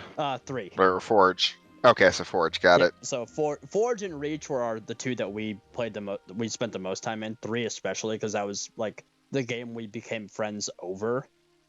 Nice. And he's still my best friend to this day. Like we've been best friends since because we went to school together. We've been best friends for probably some odd 14 years, 14, 15 years now. Nice. And Being able to maybe a little bit bond longer. over a game is great. Oh yeah. There was one time, and then we'll get back to the questioning. We're going through the Halo 3 campaign, and we were trying to beat it on Legendary with all the skulls on. So there's the one skull, like, if you die, you have to restart from a checkpoint. Yep. Which is fair. That's like Right. playing single player. Oh yeah. So it was like 3 o'clock in the morning, and I was like, dude, I'm tapping out. He's like, it's okay. Go get sleep if you need to. So I said, all right, cool. So I went and laid down. But as I'm trying to sleep, I keep hearing over and over again because he kept dying. Eastbound on Savo Highway. Someone, anyone, please respawn. And then it would just keep playing over like every few minutes because he'd die. And Well, yeah, because you're playing all skulls on Halo 3. You've got grunts with yard guns every other foot. Yeah. So I wake up. I finally end up passing out. Next morning, he looks at me and he's still awake. And he's finally doing the mission, and he's like, hey, how'd you sleep? And I went, eastbound on Savo Highway. Someone, anyone, please respawn. And he lost it. It's hilarious. Nice. I had a friend like that. We did Resident Evil 5 like that. Oh, God. Oh, RE5. RE5's co-op was excellent. It was. Straight up excellent. Sheva was a so-so character. So I keep ragging the female leads, but she was just they dumped stereotypes on her or anything like that. Yeah, right. She was again really reliant on Chris as a male lead rather than being her own character, and I didn't like that. Though Chris Redfield being able to punch boulders and stuff like that was hilarious. That game was so stupid over the top at some points. Like literally Chris, that end sequence. Chris, I'm just gonna punch a freaking boulder. Chris, I'm gonna. I need to push this harder. Punch, punch, punch, punch, punch. Turn into fucking ridiculous. Turn into Metal Gear Solid Revengeance real fast. Yeah, dude. Oh my gosh. Like if we can get I mean they're both. If we can get Konami and Capcom to mix it up a little bit more, that'd be great. Right. Get Hideo Kojima on a Konami team. Oh man. Oh man. Well, we will move on to the next questions. Your favorite. So obviously, machinist is your favorite job. Oh, I don't say favorite job, but it's my best job. Well, no, it's my favorite right now. We went through that. So I with the machinist being your favorite job, because we already know what the favorite job is, because a lot of people have like, oh, this is my favorite one, but it's not the one that they main as. Oh, it's definitely one I main as. Yeah. What is your least favorite job? I'm gonna change the question up a little bit. What's your least favorite? My least favorite job at this moment. Let me gander through this list. Honestly, it's probably Bard. That's fair. It's Bard for PvE. I actually really enjoy Bard for PvP, but for PvE, so as I was explaining earlier, Machinist is really reliable. Machinist doesn't have any RNG other than landing a crit that it relies on. It is purely mechanical. which is extremely appropriate for the class itself. But Bard, it's like I'm gonna play a song, and then I'm gonna hit one button, and then one button, and then one button, and hope for a proc.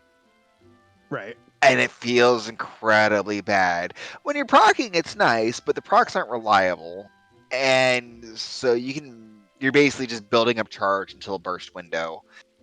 Which you do a bit of that machinist as well, but you're building up charge based on RNG, and so you might have to burn that charge earlier because you've already capped. Right. And it just and then of course every minute you're changing a song, and it doesn't the transition doesn't feel good.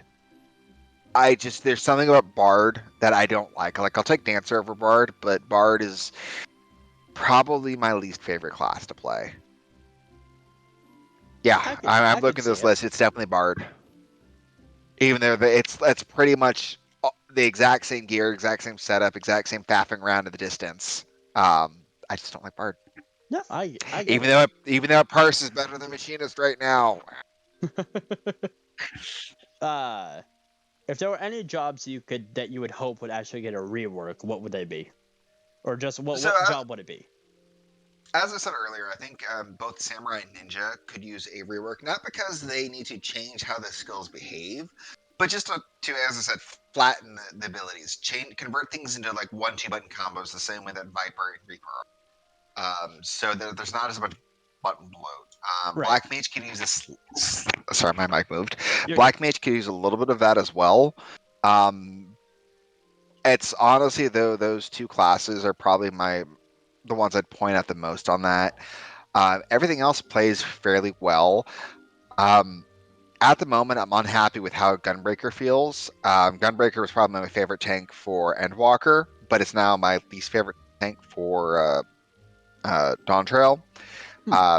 It doesn't have the same flow. They added in they modified one of the abilities, and it now is a lot more jarring than it was before. So rather than it weaving in, it now takes up a GCD, and it feels really bad to use. You Hmm. just hit this GCD, and it throws off your entire flow. Hmm. I haven't really done a lot of Gunbreaker since Dawn Chill came out, so I haven't really tested around with some of the changes they made.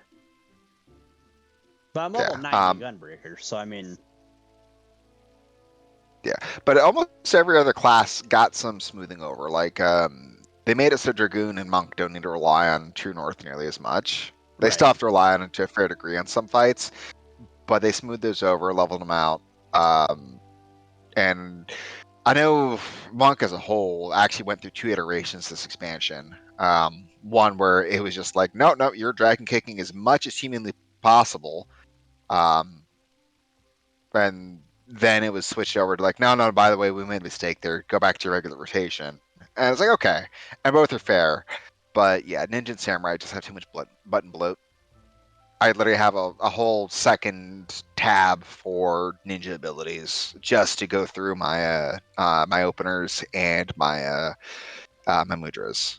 Hmm. Yeah, Hmm. it's kind of jank.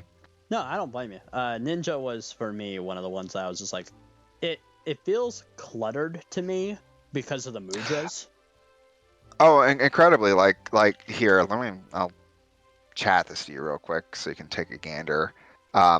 Like this is basically my mudra setup. This is on top of my 3 stack bars. This is so I can go from left to right, straight down, Oh, and pop that jeez. mudra. So like you can see, I've got macros. We're like, hey, this chain does Hutan, Suitan, and Forked Raiju, and then I've got one for mudras for using those. Then I've got Tenchi Jin on top of that, so I can use that and cool down.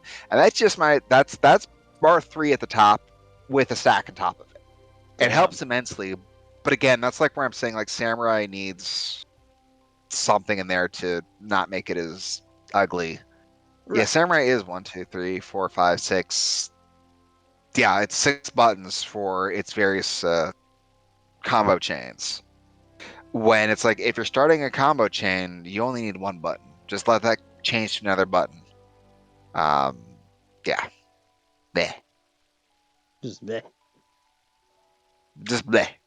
No, That's I all I'm get gonna it. say about this. Yeah, geez, that looks, yeah, that just looks crazy. I mean, like, Mind you, this might not be optimal. I haven't looked in any of like ninja optimization. Like I know Monk specifically has a hey, by the way, if your hotbars aren't set up this way, you're doing it wrong. right. Oh, we are getting some frame drop there. Fun. Oh, yeah, I Oh, saw yeah, that. that might have been from alt tab. You know what? That was from alt tabbing to look at my bars. Oh no, my That frames might. dropped. My frames kind of tanked a little bit on mine just for a moment. I blame the Morpho over here fluttering in the corner. I like how Yeah. Nixie's just been staring blankly at the screen the entire time. Oh yeah, Actually, it not just at the screen, just slightly off center of the it's screen. staring at something. I don't know what it's staring at, but it's staring at something. And It's honestly, I don't want like to know. there's something in the corner that it's staring at that we can't see. Yeah, maybe it's watching for thunder. I don't know. I don't know. Nixies are creepy. That's Nixies and Paisos. Oh man, that's something, man. that's one right there. My least favorite animal in the game is a Paisa. Yeah, that's fair. They are just creepy. They Like are. yes, they're round and they're fluffy, but Yeah, those eyes. eyes, man, The eyes, man. the eyes, they stare into your soul. Yeah, those eyes are staring for thunder right now. They're looking for him. They found him. He's in the Thunder, chat. you're They gonna found get him. Paisa Thunder. I did. Your favorite location in the game. This is kind of a newer question. Oh, I caught it. My favorite location. So this is a Dawn Trail one. Spoilers. So if you're worried about spoilers, me explaining this location will. Um, no, again, it's actually I said Dawn Trail. That's Endwalker. Hmm. It's a wow. It's a Mario Lamatorium or the Moon. Yeah, the moon. We're whalers on the moon. We're whalers on the moon. I like the background music. It's on the moon. There are space bunnies. Um, there is a lot of variation on it. There's multiple music transitions. The layout is fairly good. So when you're questing through it, it goes in a nice steady path rather than webbing all over the place like some Oh yeah. places like to do. Again, it has variety. Um, I just like the location. The only complaint I have about that is there's a freaking Allegan spaceship, and it is only mentioned, not actually part of the quest, but is mentioned as part of a side quest. Yeah. It's like, excuse me, there is a freaking Allegan spaceship over here. So we Eorzeans who literally just made use of a brand new teleporter to get to the moon. No, the Alligans were already coming up here because they were like, what the fuck's up with the moon? And there's no mention of it. There's just, oh, there's a spaceship here and there's some robots running around. Go take care of them. Hee hee. And that's it. That's it. The You only couldn't thing I'm gonna expand say, on this? the only thing I'm gonna say about the Alligans, from what I know, is that they were up to some weird shit, man. Dude, Like, Allegan bullshittery is 90% of the content of the Zodiac saga. that's also fair. Like literally, like the fourth Umble era is just fuck the future. We're Alligans. We do the thing. We're Um, Alligans. Fuck everything. yeah, it's It's actually really funny too because I actually own all 3 issues of the Encyclopedia Eorzea. oh, Oh, dude, they are I don't have so them, so I good. haven't seen the things in there. And so they actually go into the They kind of go Allegan into Empire a bit more in a depth. little touch on like the different like a whole. So, Volume 1 talks about basically ARR, but also before ARR, even going into like before Meteor level stuff. Right. It kind of sets up like here's a timeline of like the entirety of everything that's happened up through like I think a point. The Well, I mean second, that was the whole point. That was the whole point of the Battle of Cartano. yeah, was basically Bahamut Allegan said bullshittery again. Terra Flare. Yeah. And boom, you're done. And now we just use the Battle of Cartano as just a place to like, oh, by the way, we're gonna go back here and we're gonna have some PvP. Whee! Right. It's like that's really appropriate. This is a great way to memorialize the death of a bunch of people who were killed by Bahamut as Dalamud erupted. Great, Yeah. thanks guys. I want to say Volume 2 covers. I don't know if Volume 1 covers Heaven's Ward or if it's Volume 2 covers Heaven's Ward and Stormblood, but I think it's primarily Stormblood. And then Volume 3, it covers Shadowbringer and Endwalker. So I can't wait for Volume 4 that covers Dawn Trail, because I will get it. Because there's Nice. codes that are in the books that you get in-game stuff. Oh yes, I'm aware of that. There are some things like for the music, the like the $40 music packs. I'm like, I'm not paying $40 for an Anvil minion. I'm sorry. Right. If I want to listen to music, well, I've got the orchestra and rolls right here. Right. I have what is it? I don't remember what the first volume gave you. Second volume gave you a no, first volume I think gave you the Matoya hat. So you have Matoya's like big ass hat. Nice. It's amazing. Dude, so, some of the I'm sorry, the one you get from the Ultimate Weapon statuette is kind of amazing. Is it? Oh, we're dropping frames. There's Oh, there's oh, an emote from it that is just really freaking amazing. oh, hold on. Our frames just tanked. Oop. I mean, if they can hear us, that's all that really matters It there. might be cutting in and out is kind of the thing for them. Because if my Yeah, frames if drop we're there, coming through like a, oh yeah, not right now, buddy. I can take a listen for that. Make sure we're not God. robots. Oh god. No, our audio's coming through fine. It's Oh, just the video frames that's coming okay. through iffy. All right. I just watched my thing just go. Oh, Yeah. somebody did a follow. I really need to up that. Thank you for the Somebody should follow. follow. Oh, maybe that's why I had the frame drops. As OBS was like, oh, by the way, we got something sparkly going on over here. Yeah. We're gonna take a moment to like parse this and then pop it and then go lag. Now you're getting this frame drops. That's wild. Oh god. OBS is a little janky sometimes. I know XSplit was a popular thing for a while, but I haven't streamed in very long. Yeah. OBS is nice because it's free, Right. and I respect that. It also could just very well be my internet too, because I do live out in the country, so my internet's kind of spotty. Mood. I mean, you're using like what Streamlabs on top of that? No, I mean, Streamlabs just for like my announcements, or for like the chat box, the viewer counter, and the notification. Yeah, But that's it. what I mean. But that shouldn't impact your No. That shouldn't be making you lose frames. Yeah. No, I think it's just my internet's just kind of terrible. So Yeah. it is. And Dread's confirmed that audio's still good. And we hit an ad break. Ad break. Gotta love the ad We've got break. this ad break. Do do do. Yeah, top of the stupid voices, like just doing stupid songs in my head. Hey, no, I don't blame you. I do the same thing, man. I'm completely tone deaf, but I'll enjoy a stupid song. Absolutely. Like there's a game I saw a preview for. I'm like, I want to get this game just because the song while you're getting attacked is kind of great. It's one of those things where the boss is singing at you while attacking you. Oh, is it that the one where you're like a rabbit running away from it?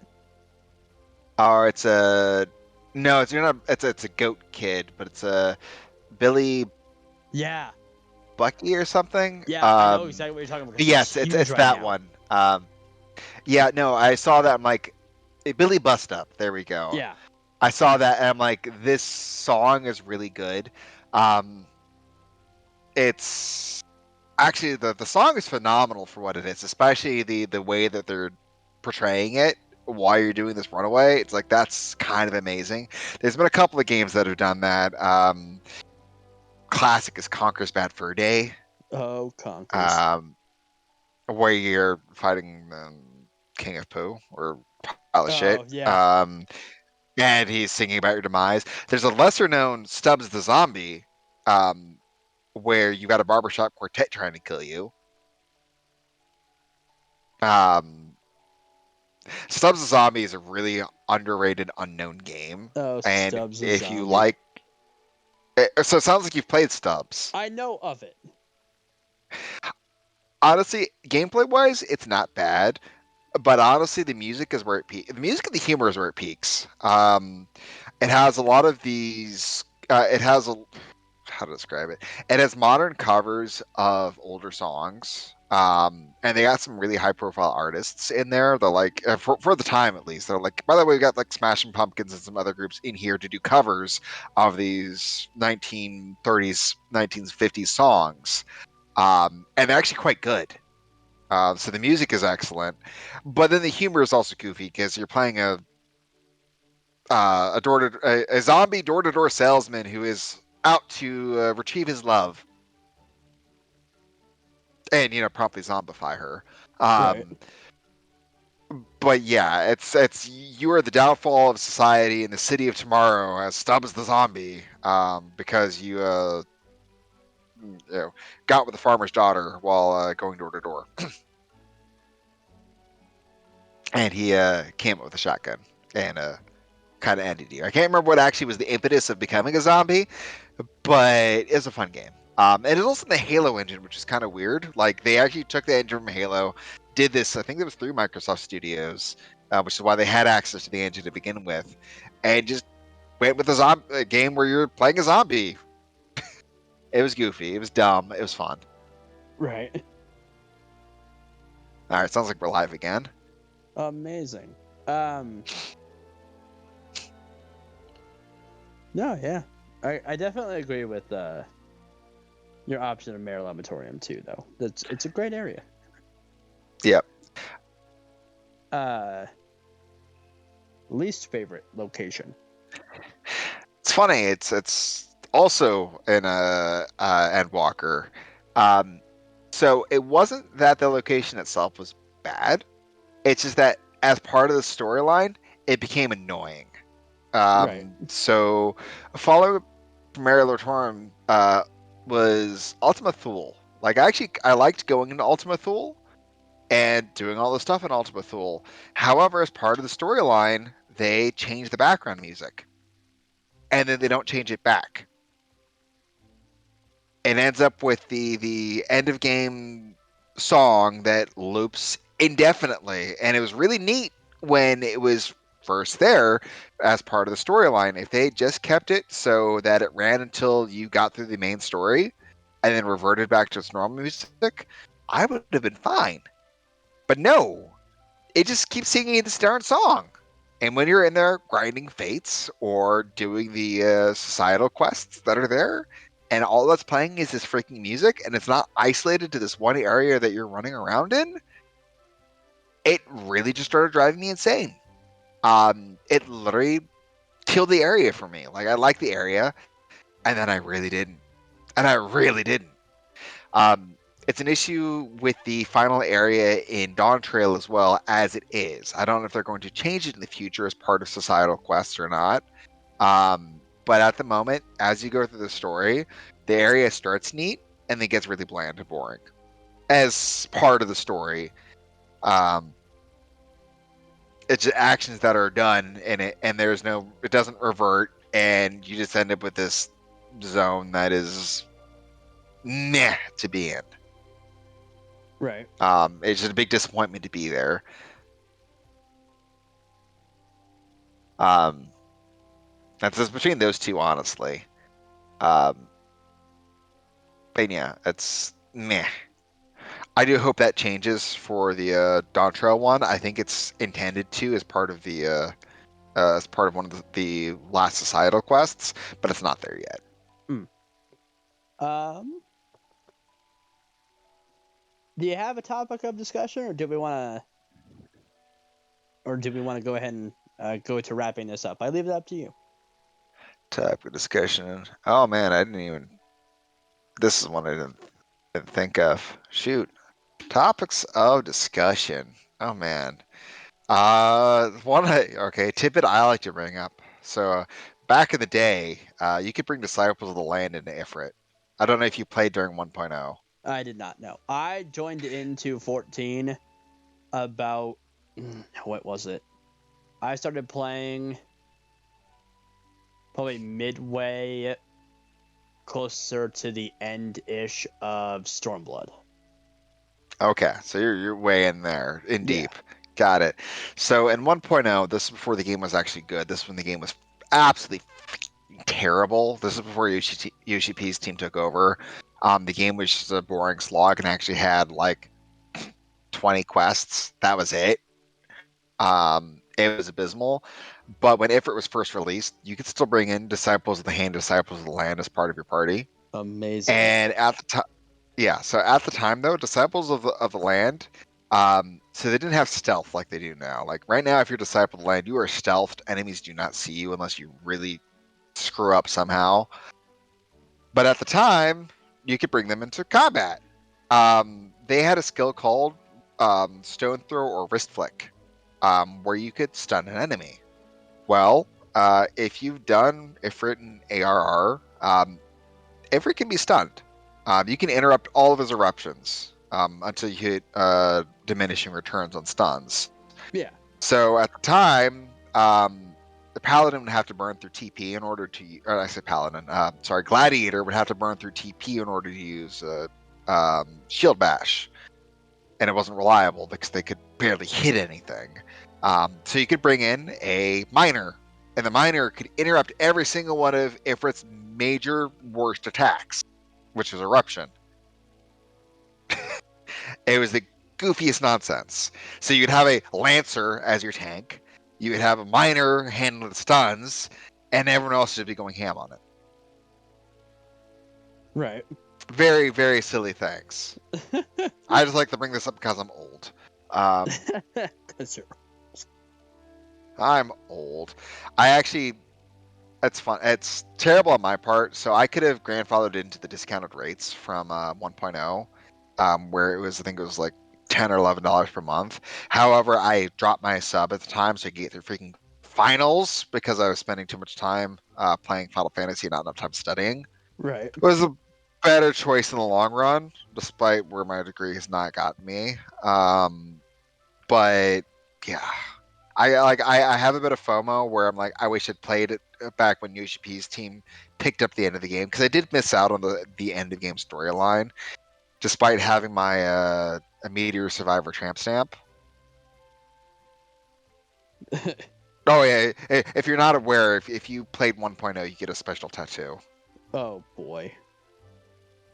Yeah, as I said, the Meteor Survivor tramp stamp. Here, well, I'll take off my coat, but that might be not PG at that point. Well, I mean, Um, you can send me a picture of it later. It's alright. let's see. No, I mean, oh, you're in G pose right now, so Yeah, I'm in let G me get my post, so coat back on. even if you did it, I wouldn't be able to see it on camera. Yeah, that doesn't mean anything for us. Good to know. Oh my Coco. Yeah, but it's yeah. It's actually it's a cool tattoo, and it's like, hey, I get to be unique about this. Great. There's also none that shows it off because it's literally between the shoulder blades or slightly above the shoulder blades, so you don't get to catch it a whole lot. Huh.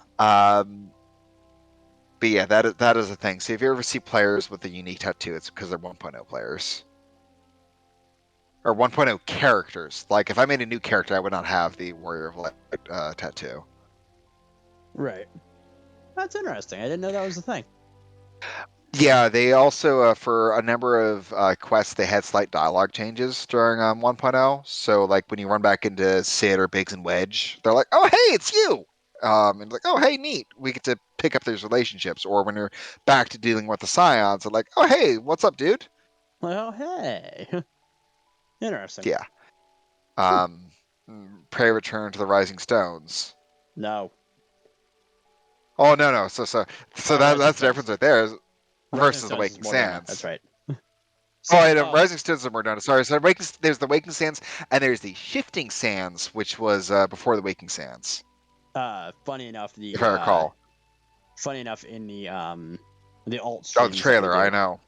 In the alt Oh, streams that we do, we call returning back to the Waking Sands. We call it turning around. it really is. That's okay. Following up Thunder's question earlier, that's probably the other thing I would change right now is literally if there is a quest that says go here and then come right back, just cutscene it. Don't Right. make me travel that. Well, here's Don't the make thing, me spend 2 right? minutes traveling from one point to another point and then go right back. Make me Well, do something at that point. right. Well, here's the thing: is that for new players, they give you these tickets that automatically teleport you back to the town that the Waking Sands is in. Oh, I mean, they give you a pack of Aetherite passes, or is it specifically It's Aetherite passes specifically for to the Ulda? what's the town that it's in? Silver Bay. Is that what it is? Oh, yeah. Sorry, I'm thinking of the original location, which was actually so the Shifting Sands was outside of the Immortal Flames Free Company. Yeah. So you'd actually return to Ulda directly and just go right in. Whereas the Waking Sands are out in not Vesper Bay. It's You just said Silver Bay, isn't is it? so. Let's bring up the map. Yeah. As But soon yeah. as I stop typing into Windows, Black Shroud, not Black Shroud. This is Thanalan Ding Dong. This is. I said Thanalan. Why the heck is this pointing me at Lenosha? Oh, well, yeah, because of Dur. It is indeed.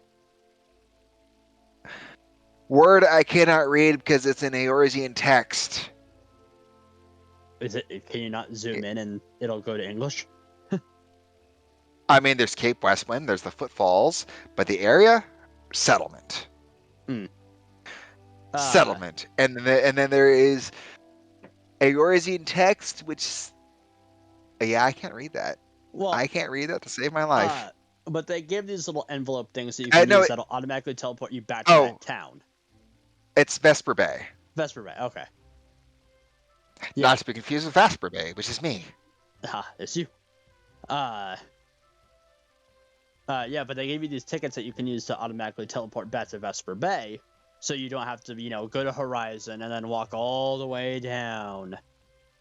That is convenient. It is. That's better. But at the same time, the fact that you have to go back so frequently, Uh-huh. like Menphilia. Seriously, just use the damn link pearl. Yeah, just use Link Pearl. Everybody else calls us. Just I don't know if you'll hear this on your end, but just link pearl it. Just use the link pearl. Oh Right? my gosh, that's the whole reason for them. Mind you, they poke fun about that in a few places. Oh, yeah. I've seen a couple Like of spots where actually, they joke about the Link Pearls. even in Dawn Trail, they bring up the link pearls and like, oh, this is convenient. We don't have those here. It's I was amazing. like, oh, neat. Yeah. Uh, Oh, actually, you know what? You brought up least favorite areas. yeah. Dawn Trail's not Dawn Trail. Endwalker spoiler was Garlemald. I was actually really disappointed with Garlemald. Again, something about snow zones in Final Fantasy that I don't like. I just felt it wasn't involved enough for what it was. Like the whole layout for it. So this is actually a major story spoiler. So please shut your ears now if you don't want to hear this. But just the part where after the body snatch and you're fighting your way through on the main story quest, that part I thought was really cool. That's actually probably one of my favorite parts of Endwalker, Right. just thematically. Just crawling your way through the city and getting back to your companions as they're going like, wait a minute, who is this? This like Ishtola is just like, nope, that's not our friend. That's not him. That's not Uh, him. that's not them. Their aether is completely different. What's going on here? This is Xenos coming at us. But going through that was really cool. But otherwise, this demolished city is just like you're going around picking up scraps here and there, looking for the occasional survivor, and it's like this is the Gurlian Empire. It got demolished this badly that we literally can't do anything here. And it was just underwhelming for me. That's fair. No, this has been fun, Yeah, this has been good. I thought we were going to spend like this is going to be your shortest podcast, but it's going on time. No, that's a recent bad time. So this was a question brought to me by Hudan. He found it on Reddit and brought it up to me at work, and I have implemented it into the podcast since, and it will be a staple in the podcast since. Say the game was shutting down for good, or you were finally retiring away from the game. Where would your last logout be? Well, clearly I'd be online until the last point, and I'd be isekai'd into Final Fantasy 14. No. I mean, I wish, um, but yeah. Oh, do you wish? I mean, Life of the Yorisi is hard. They've got demigods flying around, blowing up shit. look, we've already survived the end of the world. Like, look, Yeah, but what happens every time you wipe? Do you survive that? Does time revert? Do you restart? What happens? I don't know, but I want to find out. Let's go. I don't want to find out what happens when you die and get revived. You just come But back a last little log up less. points. So it's just a little less. A little. Oh, it's just you revived. You got back in time through the power of the echo, and you've got a nice little debuff because of it. Congratulations. Good job. So I mean, there is just logging out in an inn or at home, which would be appropriate. It's like, well, we're going to bed. That's it. Just because you've got those nice log out animations. So like, if you log out in an inn or if you log out on a bed, Yeah. your character will go through the animations and you'll log out. Yeah. Um, Other than that, there is. Are you familiar with the Hermit's Hovel in Outer Lenosha? It's this little hidden spring in the very top left corner of the map. It's part of the Ninja Quest line as well. I didn't. I only made it to level 50 in Ninja. Okay, that's a level 70 or 80 quest. Yeah. But so there's basically a little shack next to a hot spring in the top of Lenosha. And it's a nice little place to go and camp out and hang out. It's underutilized these days because no one hangs out in ARR areas. Um, but it's a neat little place. I recommend checking it out if you haven't gone there. If you just want a place to host an event or hang out with some friends or something like that. Rather than be like, we're going to go to Costa del Sol and hang out on the beach, or we're just going to go on the beach in a residential district. It's like, no, this is a nice little place as well. Right. And so it's kind of like it's outer Lenosha, so it's the other far end of the island or end of the world in this point. It'd be appropriate. It would be. I started implementing this question this season, and I like the answers I've been getting so far. Prim said in the inn room in Dawn Trail would be a place she would love to go to. Oh yeah, you did get this kind of like private cabana for that. Yeah. I'm trying to remember where Makana said. I don't fully remember where Makana said. Personally, as I think I said during Prim's one, I would sit outside of the FC house, or I would go to the Elpis flower field. You know the one in Ultima Thule. Yep. Well, no, not. You said Elpis Flower Field. That's not Ultima Thule. That's in Elpis. But the flower field in Ultima Thule. Argonosis. Yeah. It's not Argonosis. What is that? There. I mean, there's actually several flower fields in Elpis. Well, the one in Ultima Thule. There's none in Ultima Thule. Ultima Thule's in space. It's all. I know, but there's no flower field. At the very last, like at the very top of everything. You know what I mean? Where before you go into the final fight. Before you go into the Aether Blister. Something like you know what I mean. Damn it. There's no flower field there. There's the last. There's the last dregs, and then you go up some ethereal pathways, and there's no flower field there. Is there? Yeah, there is. No. Well, after you do the walk. Ultima Thule. So we're at Absolute Horizon. I guess that's like right beneath the blister. Yeah. Huh. I actually forgotten that. I'll have to go back and take a look at that after this. That's spoilers, by the way. Anyway, there was one. Sorry, I'm giving like graphic content by describing it as an Aether Blister. Right. There was one I brought to Hudon the other day that honestly I would, because it has such a meaning to me for multiple reasons. I would sit outside of like where you go into the entrance, like the raid entrance into the Labyrinth of Ancients. Okay. I would go to the very end of that, and just sit there and look up at the Crystal Tower. Okay, so you're just like, well, it ends. I'm gonna hang out with Graha. Got it. Yep, I'm gonna hang out with my boy.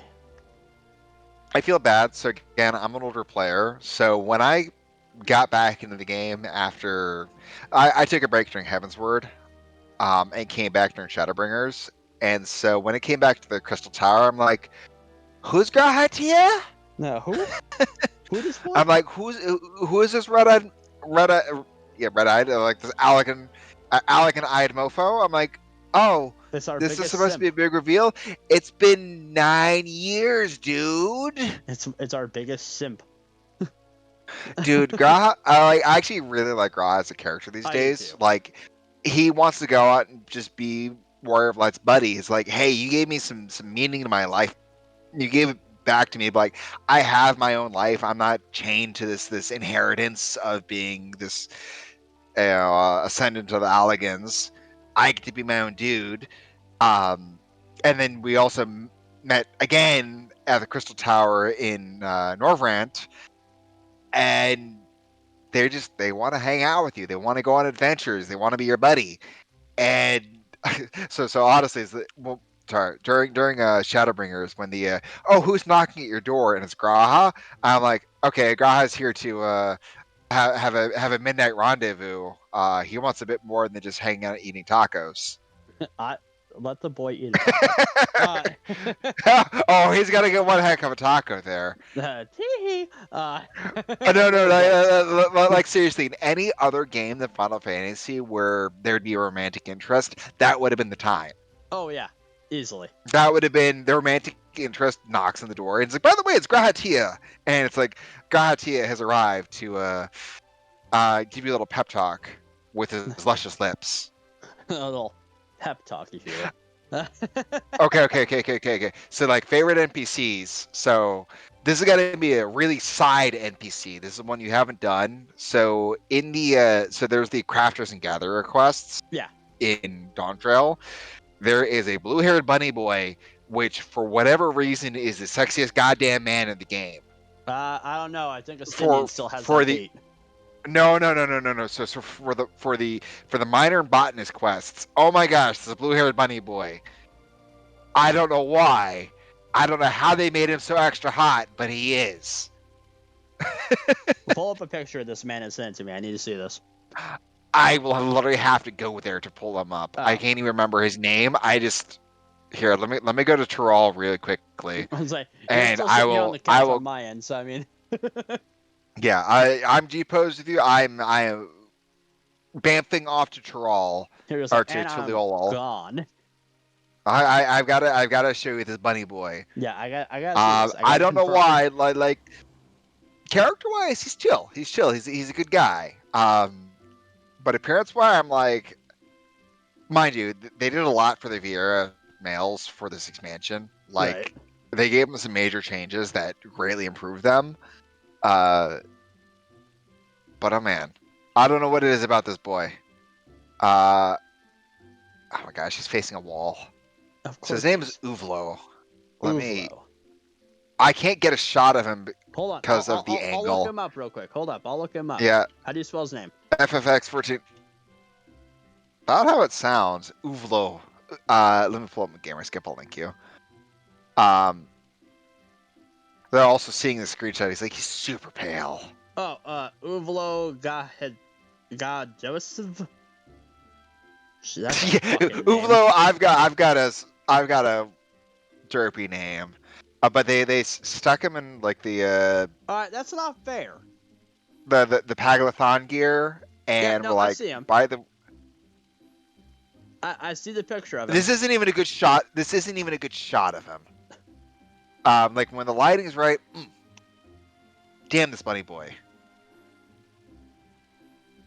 That's. Oh god, there's even I haven't even looked up. There is in fact fan art here. Let me get this better shot. Here we go. Here's actually a rather nice shot. Oh boy. This is with him and the much older bunny boy that's involved in the quest. Oh, this is actually a terrible shot. This is a blurry thumbnail. Let me get you the actual that's shot. A terrible shot. No, this is still a blurry thumbnail. What? This is on the Gamerscape. What the heck? Garbage. Why are you giving us blurry thumbnails, guys? Don't be rude. Garbage. Yeah, I'm gonna say garbage on a couple of things. I get it. I see what you mean. I still personally Yeah. think Estinian's the hottest man. Because I know. Estinian's money sense is a huge turnoff. well, here's the thing, right? Like here's my thing, right? Is that Estinian, like, I didn't realize Estinian was gonna be that pretty. And then he took the helmet off after like Heaven's Ward. And both Sen and I were going through the game at the same time. And the first thing we both said was, "What? Why is he hot? That's not fair." Oh no, he's hot. Literally. And then Endwalker comes around. He gets hotter. How? All he does is put his hair in a ponytail.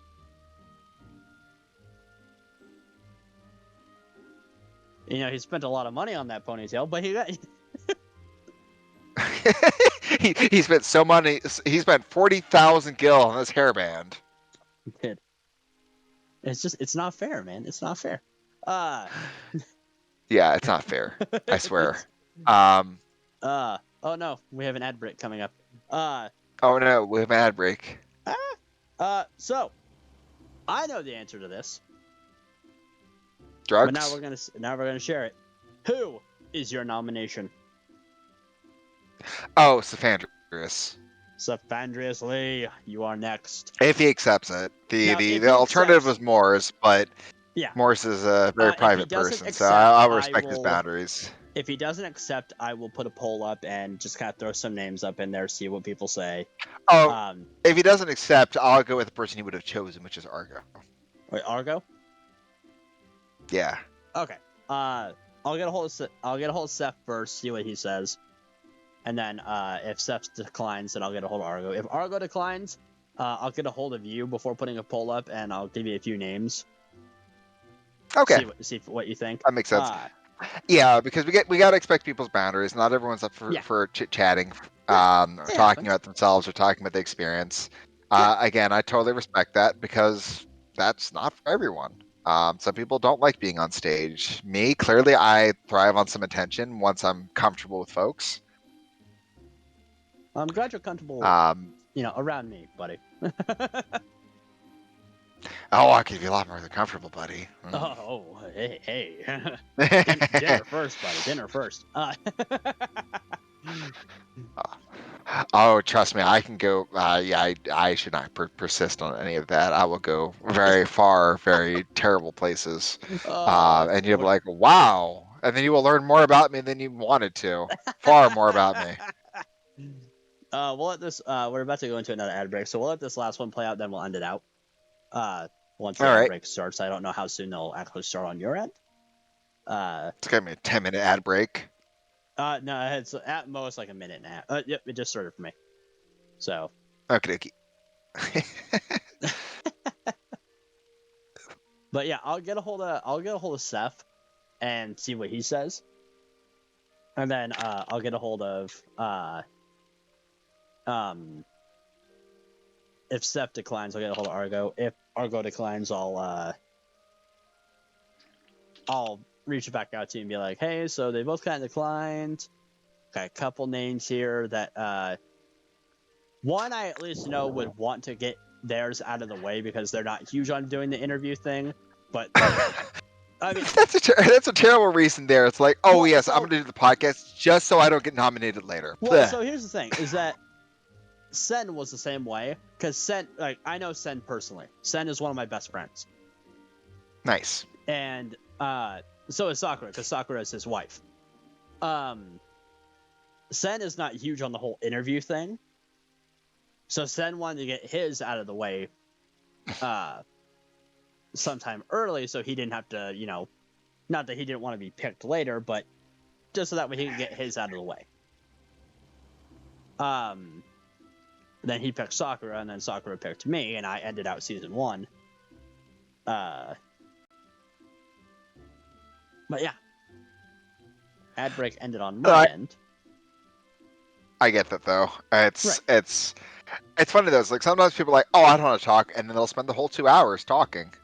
Like we just did. We just spent a little over 2 hours talking. Yeah, I was not expecting to be like a little clammy about it and talk for like an hour and then be done. And it's like, no, we've used 2 hours and 10 minutes so far. Yeah. And we've made Dredd go, oh my. Yeah, because You gotta buy me dinner first. I mean, it's okay to be TK. It's all right. It's okay. Hey. Uh, uh, so we get to the closing thoughts. Did you have fun? Yeah, I had fun. Good. As I said, I thoroughly enjoy a chatter. I like reminiscing and having a bit of nostalgia and talking about my experiences and blathering on to people I haven't actually talked to much yet. Like, you and I haven't talked much at all, which I'm No. kind of surprised about. Like, considering that you are clearly a talkative person or someone who's interested in others, I'm surprised we've not interacted much. And I know, right? it's been nice. It has been nice because and I explained it to Prim. So the reason why this podcast started was because I was trying to bring ideas to Prim about what is something fun that the FC could do. Well, I've hosted podcasts in the past. And I thought, why not do a podcast series, an interview, every member? And Prim and I have talked. We haven't made anything go in the works yet, but we have talked about possibly roping Jolly into this as well. You know what? Jolly would be a fine choice too. I mean, I think Kyle has described that they were a four-man FC, and they've grown since then. And they are a sister FC, so they would be an extension of what we could do there. Yeah. They are a fun crew. We do so much with them on the side. Like we do at least monthly events with them. It feels like, Oh yeah. even if it's just playing Blood on the Clock Tower or Duck Duck Goose or something. All of our holiday events seem to be the neighborhood events versus just our FC alone. Actually, this year, it's kind of sad. This year for a Halloween event, it was just me and Thunder, and all the rest was Jolly and ADV. We had very little kind participation, which was surprising. A little sad. Prim was there, but Prim had to go. We'll go partway in. Sorry, Yeah. Prim, if you're here. Um, you were there. You were there. You were doing the thing. You were doing your best to participate, and then you got pulled away. I think work tagged her for something. I think so. Which is obnoxious, and she was off the clock basically. Joycening salary. Um, yeah, they're good friends. Like we practically share discords at this point. Yeah. Which I thought it was kind of funny. It's like, can't we all just be the same Discord now? Because we pretty much are. Right. I think Jolly has a bit more fun than we do sometimes. I think I do want to talk to Prim about maybe having just one of the upcoming seasons be just Jolly members. I would suggest mixing that up. Do like 50-50. So you can do like a Jolly member if they get nominated, or do a kind member if they're available. Because we are running out of kind members on that too. This is true. We're running out of active kind members. Yeah, because I know a lot of kind people is active. Right now, activity is way down. It's something which I've been a little bit worried about for kind. Is our activity has been in a rut. Like we actually recently picked up just because we were doing some weekly events for clearing Biako. Yeah. Or going through the new extreme. Which by the way is the new Unreal and the newest extreme are some of the most forgiving and easiest extremes we've had in a while. I'd recommend when you get through into end game, check them out. They're good fun. I might have to. They're actually they're easier than the other two extremes preceding it. So the door extremes for this expansion are far harder than the new one.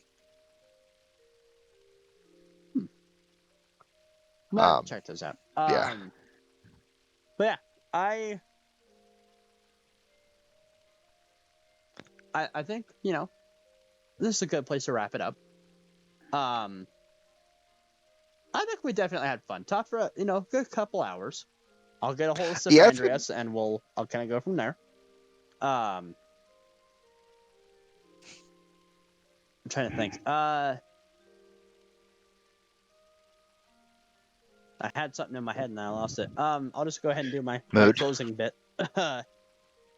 So, thank you everybody for coming to watch Celia's episode of the Kind Podcast. Selia, thanks for coming on, man. Thank you for having me. Yeah, I know we didn't get as much Q&A because I think everyone's probably petered out from Thanksgiving. probably. Um, but yeah, no, it was great chatting with you. Yeah. Thank you very much for having me here. Thank you for letting me talk to an audience and talk to you. I appreciate that. Is there anything else you want to ask me before we head out? Uh, I don't have anything. If I do, I'll obviously message over Discord. Yeah. Um, Well, I'd love to hang out some more in the future. yeah, absolutely, man. Like if Uh, you are running content or just want something to tank for you for something, please let me know. yeah, I'll absolutely get a hold of you, buddy. Um, with that being said, again, thank you everybody for coming. You can find our streaming schedule on Blue Sky. I have a link to all of my social media that I at least advertise anyway. In my description on Twitch, in my description on YouTube. That leads to different, like obviously my other media accounts. My streaming schedule for December is live, so we are